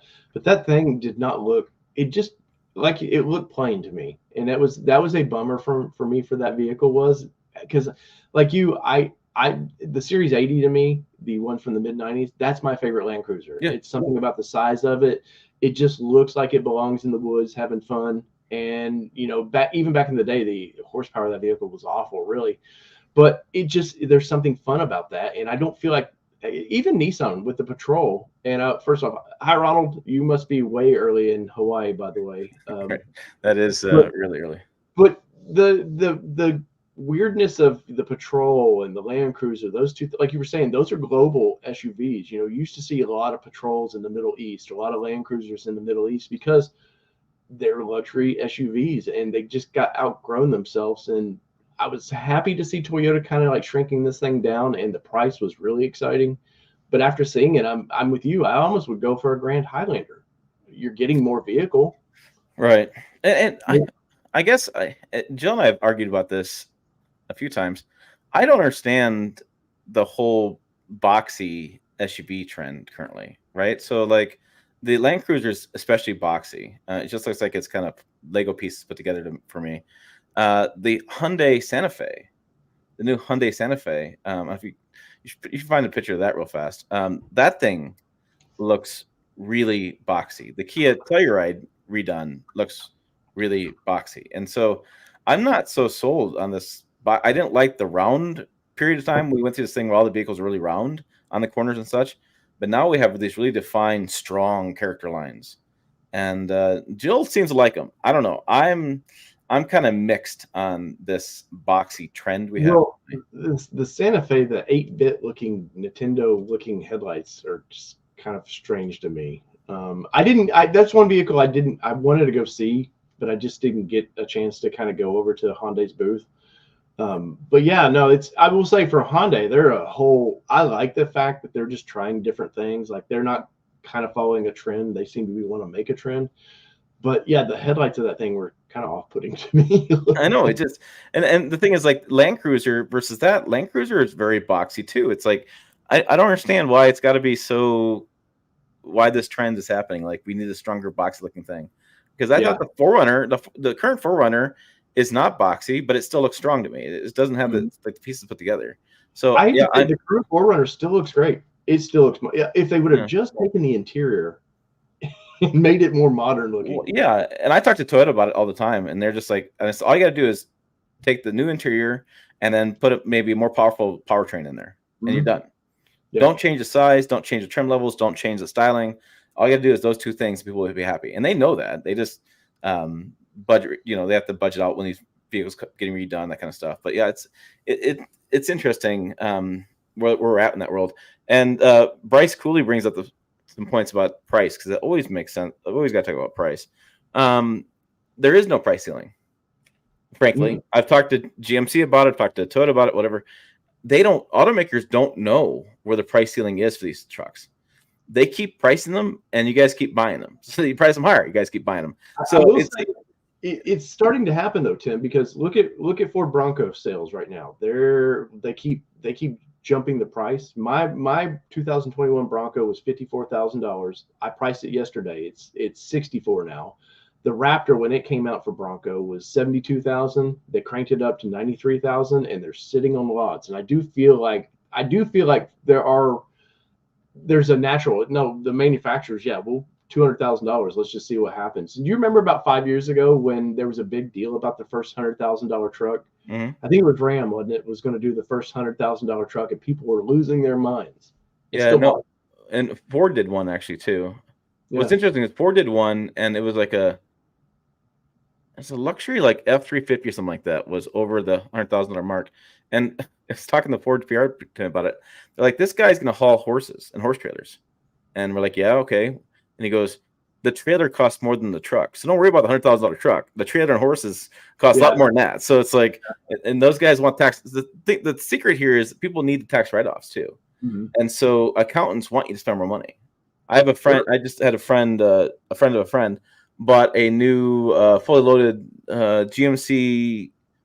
It was like a 1-ton GMC Sierra Denali Ultimate for like almost like $100,000, and like he bought like 3 or 4 trucks that day. Paid cash for all of them, and there was like one boss's truck and a couple of work trucks for the company. That was all for tax write-offs. Yeah. So Steve points out, I just went by a Ford dealership and counted 15 Broncos in the lot, 2 and 4-door. And then you'll see videos on YouTube. Bronco's not selling. It's going. Ford's going to file bankruptcy tomorrow. We know a couple channels that are probably just itching to do that. God. Well, and the thing is, it's like ups and flows. I Yeah. mean, the thing I don't understand is like pre-COVID, the lots were full of all sorts of vehicles. Yeah. Right? They had trucks sitting out the wazoo back then because then they do incentives, they do Chevy Truck Month and blow out a bunch of them, right? And now it's like if the dealership's got 5, holy cow, Ford's going to file bankruptcy tomorrow. Yeah. Right? And it's like wait a minute, you know, we're in Europe. There really are no dealerships with lots of inventory. People custom order everything. In the US, we want every color, trim, model, configuration, deal a lot, and we want $5,000 off every time we kick a tire. Right? So it's like completely different buying public, but like pre-COVID, you could walk around lots and you could see all different trim levels and stuff. My Chevy dealer still has quite a bit of inventory. I don't know how he managed it, but the Ford dealer for years had nothing. And I just drove by the Ford dealer today, and he's got 10 cargo vans sitting out front. I haven't seen a Ford cargo van in like a couple of years. I actually was going to call them out and go do some videos of them because you don't see cargo vans at all. And I never think I got see a small dealership that probably has 10 of the Transits sitting out there. Yeah. I mean, and the thing is, the Transit's actually a great vehicle. I just don't I don't lose my mind over how many Broncos sitting around, that kind of thing, because they will sell them or they'll do something with them. What's interesting to me is my friend, the Wheelman, he's got a channel here on YouTube. He went down to a Lincoln dealership in Loveland, Colorado, and they had he said they had 7 Lincoln Aviators that were 2023 models sitting there, and they were willing to give $2,500 off. And he's like, well, but the 24s are coming in now, and if I order a 25, comes in October, that's 2 years newer than that vehicle is you have in lot.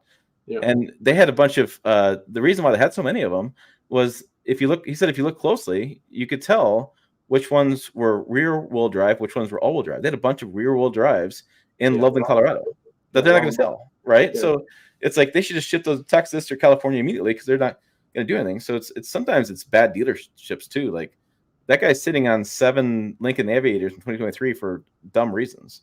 I know in my area there's no Ford Broncos, but when I drove up to South Dakota about 2 years ago, I drove by a big Ford dealership up there, and they had several Broncos up there. And my neighbor was looking for one, and so I had to come back and tell him, hey, there's actually one dealership that's got some. So you have these really weird inventory issues in dealer lots where it's like some dealers have a ton, some dealers have none, and there's just it's just weird. And then you also have the really weird regulatory thing where Jeep Wranglers. I was talking to Roman about this at TFL, and he goes, you can't buy a natural aspirated Jeep Wrangler. They're not on dealer lots. They're only 4xEs. And so you can order one, but you actually can't even buy one. He goes, we tried to buy one a couple times. You can't even find them. They're not even building them. So he's like, so people will say, well, here's all these Jeep Wranglers sitting in dealer lots, and why Jeep's not going under and Jeep's not selling. They're all the powertrains that people don't always want. Yeah. Well, Jeep, that's a mess of a company anyways. I know TFL did a kind of video on that recently, and we've talked privately about that. I don't know where they're going, especially with the new Wagoneer thing, the electric EV thing. They want to be Land Rover so bad, and they don't it's like some Europeans bought that company and don't know what they have. Yeah. They don't realize that trucks and the Wrangler is what kept that company afloat, and they're ignoring trucks and Wrangler to build a bunch of things that I'm scared for that company. I think in 5-10 years, maybe the rest of that goes under and Jeep sold to somebody else, Ram separated. And I could see, because, you put a bunch of turd companies together, what do you expect is going to happen? There's still going to be a turd company, unfortunately, with a bunch of brands under their banner. And I like their products, don't get me wrong. That's a whole nother show on that. And I think it's interesting with the Ford Bronco too. If you think about the Land Cruiser actually should be a Ford Bronco competitor. But when have you seen a video like that? Nobody's talking about that. I think a couple years ago, TFL, when they got theirs, I think they had their Bronco at the same time. But no, there definitely are almost price point almost the same too. That's what I'm saying. I'm not saying the old one. I'm saying the new Land Cruiser. Yeah. Size, price should be a competitor for Bronco. But I just thought of this in my head. But you're not seeing that anywhere. I haven't seen the media. I've never done a comparison like that. I haven't seen the media do comparisons like that. Well, I don't think Land Rover wants to downgrade themselves in like, oh, you put that name next to Ford and they're like, oh, we're so much better. That I think maybe it's a status thing of why probably neither company pushed that. Yeah. And I couldn't even tell you the sales numbers of the Rover. I see a few, but Not Rover, Land Cruiser.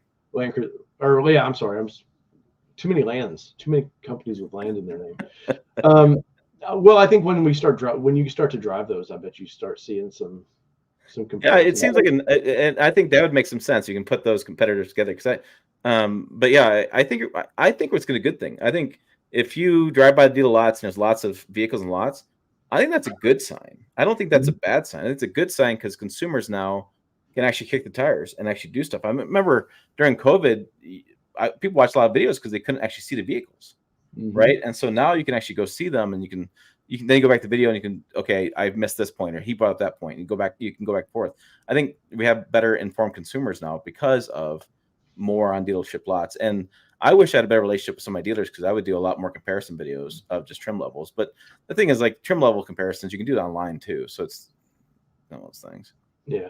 So I know you have Ranger coming up, the Ranger drives, which, sadly, and I keep poking Ford at, hey, guy, hey, I'm over here. Remember the guy that's been promoting this for 2 years?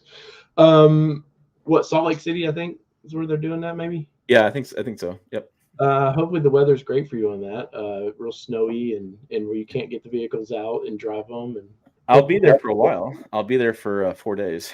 4 days? Yeah, the way the travel's worked out, I can't. It's just how things worked out in my little airport. Hey, that's a great town, though. I love that town. That's a retirement town for me. That or somewhere in Texas. Me and Kelly's talked about. I love Salt Lake City, man. Yeah, I'd go a little bit further south to St. George, Utah. St. George, Utah is just gorgeous. So Ford Ranger drive, I'm excited for that. I'm really excited for that. Now that you've had in them again, like to pump the. Yeah, I thought it was interesting. Early in the show, you said how the Tacoma was taking so long to come out. Hello, Ford Ranger's like, hold my beer. It's like we did a video in May, and now it's almost a year. I mean, you're talking 10 months later, we can drive it. Toyota didn't have that pesky UAW problem. Right. So, I mean, I'm excited to drive the Ford Ranger. I'm really, like I've said a few times, the more I've drove the Colorado and the more I drove the Canyon, the less I liked them, which is kind of a weird thing to say. The more I found things I didn't like, more cheap things stood out to me, more material stood out to me. The 2-inch lift drives me nuts in some of those vehicles, getting in and out, that kind of deal. The Ford Ranger seems like it's really a good spot for me for getting in and out and for what they're doing features wise. And it's like they don't have as many different weird trims like the Tacoma has, but the trims they have kind of make sense. It's like, here you go. Here's your off-road version. Here's your kind of fancier version. Here's your base level version, right? It's kind of like, it's pretty cut and dry. It's not very things. I do think they'll bring a trimmer in. I think this. I think so. Be a The trimmer's so popular, yeah. What a great name. Yeah, the Tremor. I think if I were to buy another F-150, it has to be a Tremor. Like when I bought my Ram instead, but I was going to buy one. It's going to be a Tremor. I love the Tremor package. Yeah, I'm excited for that. I'm really excited to see, because then after that drive's over, I'll have been in and driven all the new midsize trucks, and I can't wait to do some pen and paper comparison thoughts. I've done some build and price thoughts in those trucks, but if after I've driven them all. I don't understand why Ford's dragging their feet on the 2.7. It's only the 2.3. Yeah, that's a weird one. Seems like they're dragging their feet on that one. And do you think it's an issue of the trucks? The trucks they build that engine in one place in Ohio. Do you think it's trying to feed the machine of like trucks? That's a popular engine for F-150, and they're using it in the Bronco. Like they got a lot of mouths to feed with that engine. I think it was UAW strike.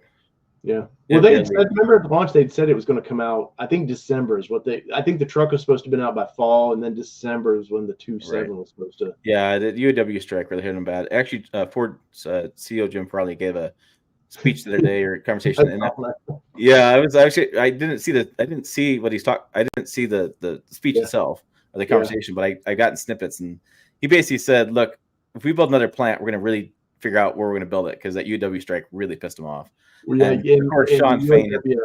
Sean was not happy with that. No, he had to fire back, and so I was like, "Oh God, here we go, fireworks again." And there's actually some conversation about the Ford Kentucky plant going on strike again. I don't quite understand. I didn't finish an article I was reading on that. They never ratified the contract.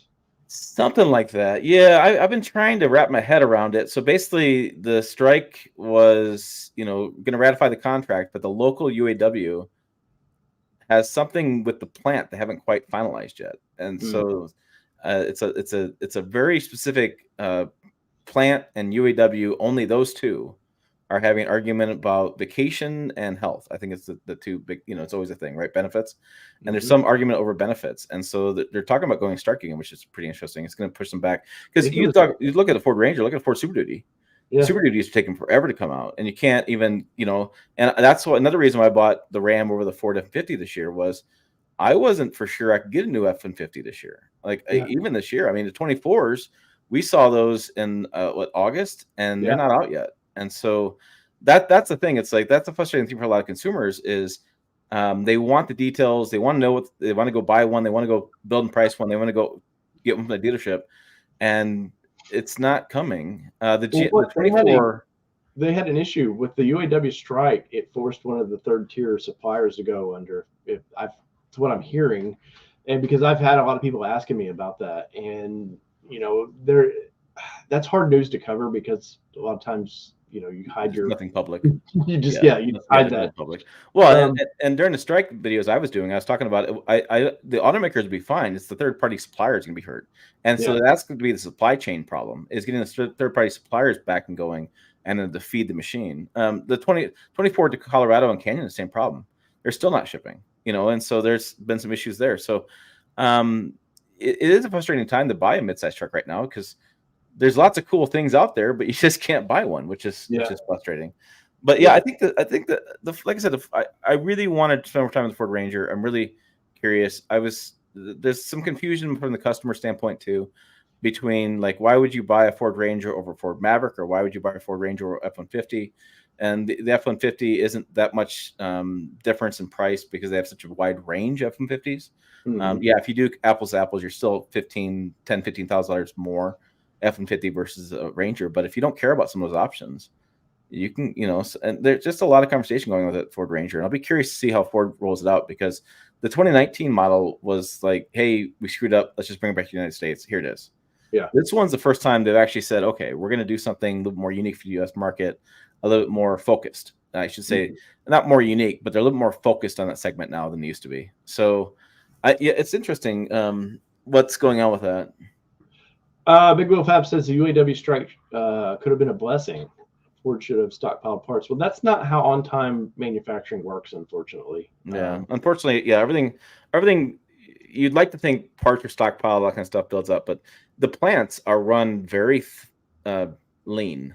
That you have just enough parts to build those trucks a day, and it's on-time delivery. When I worked for Nissan manufacturing, I was in charge of mirrors. Believe it, it's the weirdest little job, but I was making sure the mirrors got to the right side of the line, and would put them out there.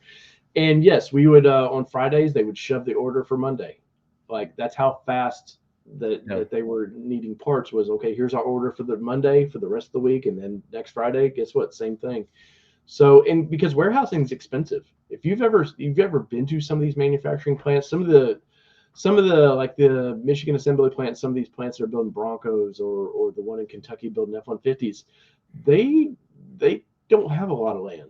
Like they're kind of like they don't, I know like for Toyota in San Antonio and Nissan here in Middle Tennessee, they were smart about like, let's go big. We're only going to build this one plant in the United States. Where I think the old school mentality of like, oh, we'll just put little plants everywhere.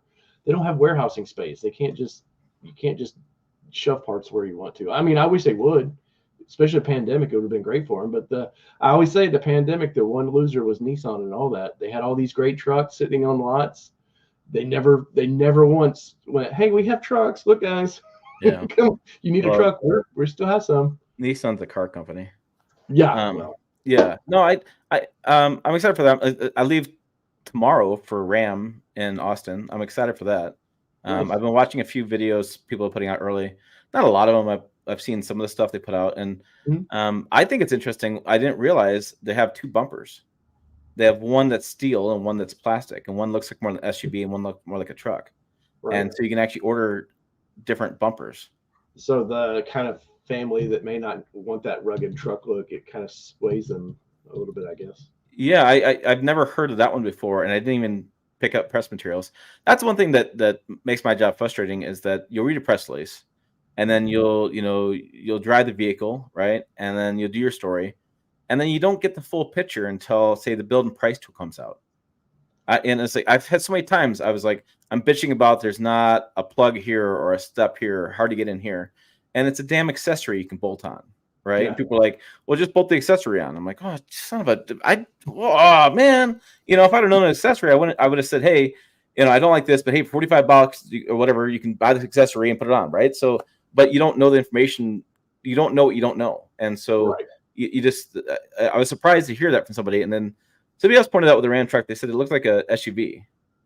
And I think it's very much the whole boxy SUV craze is now making trucks look, I don't know what the design styling is weird. I don't think the new Ram is that much of a leap from the previous generation. So no, but if you take a picture of the Ram front end and put like the Wagoneer like next to it, it definitely does have the same vibes, which is I don't know.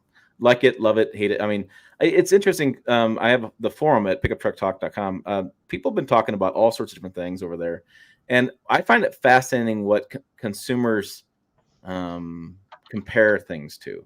Like they'll talk about, hey, I really like this colors. And I'm like, okay, or these wheels. And I'm like, all right, well, there's a whole other part of the vehicle. I'm like, there's a lot of things going on. But then they dial in very specific things. And there's a whole like oil thread right now, and it's like, oh my goodness, we go full in on stuff. So it is, I think it's interesting what's going on and what consumers actually really focus on versus journalists focus on. Like we're trying to cover this whole vehicle, this whole kind of stuff, and I'll put a video up and they're like, oh yeah, I like at the 25-minute mark, it's this right here, I like this item. I'm like, oh okay, well you see it so many times. Like I do so many reviews a year. Sometimes I miss small details like that, which is frustrating.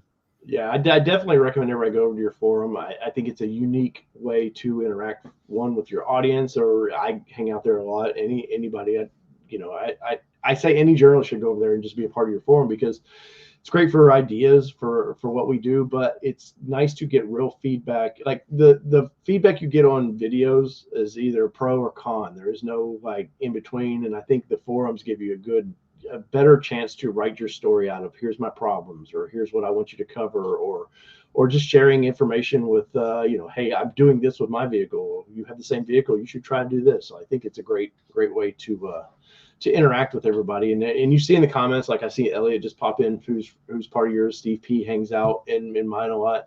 It's a good way to merge your audience and join in there. So I definitely suggest that, because Tim doesn't keep it like PG as far as like topics. Like there's some, like you guys get into it a little bit over there, like, hey, this is what I like, or I don't like this. So I'm a big fan of the forum. Yeah, and we talk about other channels, and we're not being rude to other channels on there. I just find it interesting. Like they're like, hey, I didn't like this, that the way the guy presented this. Okay, interesting. So, and I take it as constructive criticism of myself too. Like, oh, am I doing that thing? Can I make myself better? And what I like about the forums too is people, like, they get involved. They're not snarky about it. There's no like 17 comment thread on YouTube.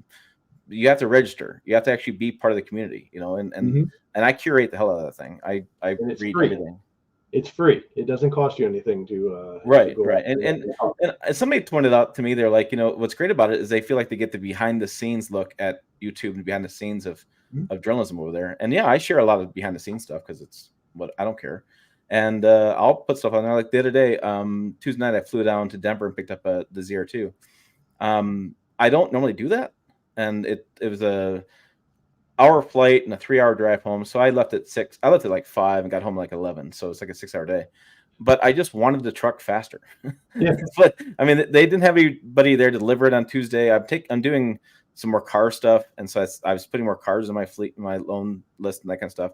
And I was out of press loans, but driving 62 around and 62 Lost Park, and been kind of an adventure with that. So I just flew down and got it. And so it was kind of fun to show the audience that behind the scenes, and that stuff. I mean, it won't make the video because it doesn't matter to the video. But yeah, definitely. Rumor has it you may be doing a new channel. I haven't heard you talk much about it. Is there? I know you've got there's a car journalist that would love to work with you. Anything going on with that? Yeah, so I think that's going to happen. So I have a friend who runs the Awesomer, Paul Strauss, been a friend of mine for years and years and years. And he needs some more content. I gave him a car last year. I happen to have a car in my rotation. So what happens is I'm a long distance loan, so they want to do like 6, 7 cars or trucks and SUVs back to back because it's cheaper for them to bring a car up and swap than it is send 2 drivers up at the same time. Yeah. And so I got a car in my mix because he didn't have a vehicle at that time, but had something else scheduled. And I sent to Paul, and Paul ran it and loved it. And he needs some more. He just got monetized again, but I want to kind of get his channel going a little bit more. So, and I was like, well, I have this car coming anyways. Why not just do it over there? Then I thought to myself, well, I can do a video for him and a video for me. I can make that pretty easy. And it's interesting because I think I'm just going to call it Tim Talks Cars. I think that's the simplest thing. I think what people have said, they want that name. I asked the audience. It seems like that's the winner. But what's interesting about it is in April, there's a new event Toyota's doing where they're having, I can't speak to the vehicles, but there's a collection of cars and SUVs. And so it'll be nice. I'll be able to do car content and make that event more useful for me and do truck content too. So I feel like it's going to be a good thing overall because a lot of times, like the other thing too is like there's certain brands that I don't know that well. Honda. I don't know that well because I know the Ridgeline really well and I know the CRV pretty well, but like I haven't been in an Accord in 20 years. Cars basically is what he's saying. Yeah, I haven't done cars because there's so much audience, but now it's like if I'm gonna get the vehicle anyways, and I go to events where there's cars there, and I actually sat in the Corvette in Chicago and sent pictures of my kids because they love the Corvette, and I actually like the Corvette. I thought it was pretty damn sweet. So you do have some. I think you do have those jean shorts. So you would be perfect. Right. But so one of my friends, Manny Katakas, has been really successful over the last couple of years, and he started a channel. He has a YouTube channel, but really a website, and it's musclecarsandtrucks.com. And it's like the best thing because I was thinking, a lot of truck guys like Mustangs and they like Camaros and such. They like muscle cars too. So it seems like a natural fit. I don't know that a Camry would do as well as say a Dodge Hellcat, but like I just think to myself, I'm around these cars anyways. I'm at events with these cars. It's not that hard to shoot another video while I'm standing right there. And I'm going to talk about powertrains that are basically in other vehicles because all the automakers are sharing powertrains. They're sharing infotainment systems. They're sharing design. And so it should be pretty easy to talk about. So I took my personal channel, deleted a bunch of my golf videos and my fitness videos, that kind of stuff. And so what? Yeah, I'm going to rename it. And then I have 3 videos on there. One is Tacoma Stuck in the Sand, which I put over there because before I started YouTube. The other one, my brother owned 2 Camaros that were 50 years apart, and I did a video comparing those two. It's like 67 versus like a 20. What it was? They're 50 years apart. I can't remember the ages. I had that video and have another video where my friend and I are driving a Chrysler 300 around Denver with no hands, and that video always freaks people out. So I'm like, that's the thing. It's like I feel like I'm getting this stuff anyway, so why not just do it? I won't do it as well as other channels, but I'll do my personal practical take on things like I have for years. I think there's some value there. And like I said, if I'm going to start taking cars, then I'll do something for Paul to get him going. I'll do my own little thing and then see what happens. People have the concerns where I'll get distracted too much and I won't do truck coverage as well. That's not going to happen. No, if you ever meet Tim, he's a truck guy. Can't get trucks out of Tim. Yeah, well, my wife wanted to call it like truck guy and cars, and I was like, I was like, let's just tell you, man. I laid the perfect name out for you. Well, what was your comment? Instead of pickup, auto. What was it? Auto and CUV talk. Oh yeah, auto plus CUV. Yeah, I read these things. I just think simply Tim Talks Cars, and I'm worried about my kids. Like I want to give my kids a legacy they could take the channel, do something with. And then I realized that you can change your channel name. Mm-hmm. So if the kids get involved, we'll just make the channel name different or something. So I don't know. Your one son likes Rocket League a lot. So if you don't want him driving cars like that, so he'll be bouncing off ceilings. Yeah. So that's kind of where I'm going to go with. I don't know that's going to go as far, but I mean, to be honest with you, I've done truck coverage for so long, I can do it in my sleep, and so I'm not worried about that. Sometimes you want a new challenge. Yeah, new challenge. Yeah, always new challenge. Text Eric, can you post the best dealerships to buy a truck at, zero markups, discounts? That's a great place for the forum that Tim has. Yeah, you can. People do lists on forums all the time. Yeah, look for specific, like I know the Tacoma, there was a list going around of dealerships just no markups. That's where you're gonna look. The no scam stuff. Forums. Yeah, forums. It's hard. Forums usually take care of those people real quick, and it's a good. I hate to see on Facebook, hey, where's the best place to buy because it's not curated.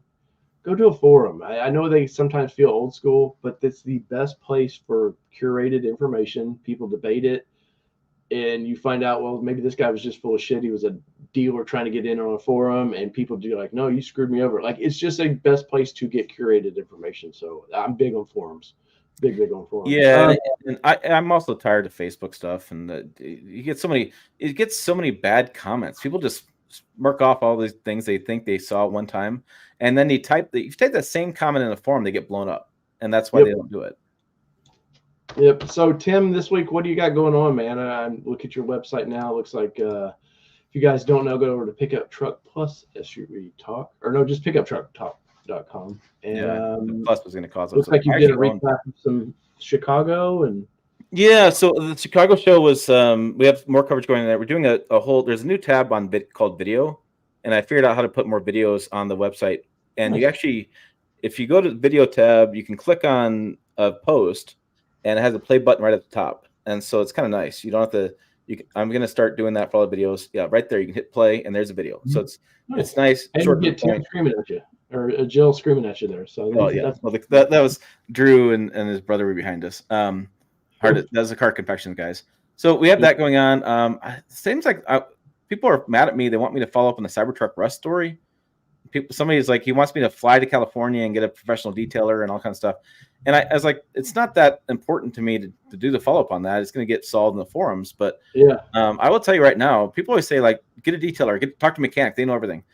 I've talked to so many detailers and so many mechanics over the years.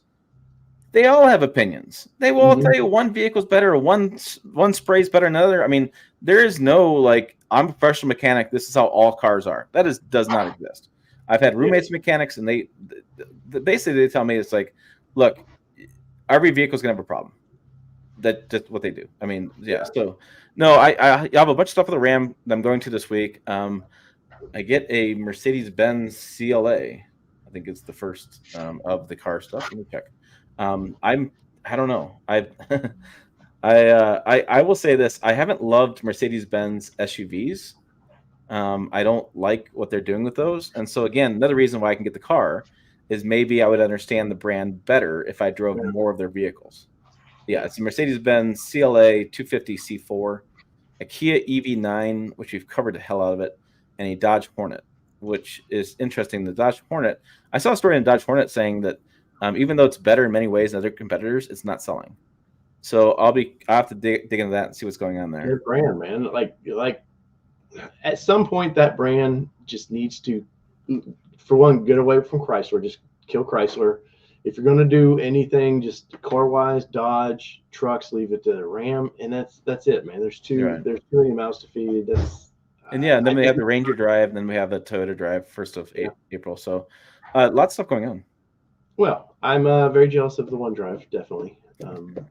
But my Ranger gets built the week of March 18th, and I've heard it's actually the day of March 19th. So it's a Tuesday it gets built on.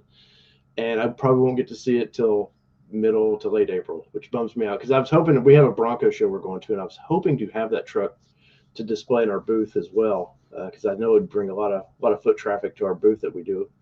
And but who knows? If we get it, we don't. I'm still enjoying the Mustang. Believe it or not, bought Kelly a Mustang. Somehow it's turned into my car because I cannot V8s, man. It's just like you drove the TRX, the Raptor R or Ranger, Raptor R. You start a V8. It just gets your blood going, and you just want to kind of get into it. And unfortunately, this is the last for V8s, but it still makes me excited, man. So it'll be a tough day to get rid of that one, but I cannot wait for my Rangers. So guys, in the comments below, if you haven't yet, whether it's on Tim's side or my side, leave us a comment. Let us know. You guys are the captains of the ship, so we pay attention to these comments, and we try to sway the talk to what you guys want to talk about. And this is definitely midsize. If there's any other channels out there that me and Tim may not know about, link them to our channels. Let us know. We'll be glad to try to get those guys on the channel and or ladies and see if we can talk trucks with them. So Tim, It's been a good one, buddy. It was great to see you in Chicago again. Great to have some drinks. I won't say how many, but we had a lot of fun. And talk trucks again. So till next time, everybody, whether it be 2-wheel drive, 4-wheel drive, doesn't matter what you drive. And Tim, take it out. We will see you down the road. Later.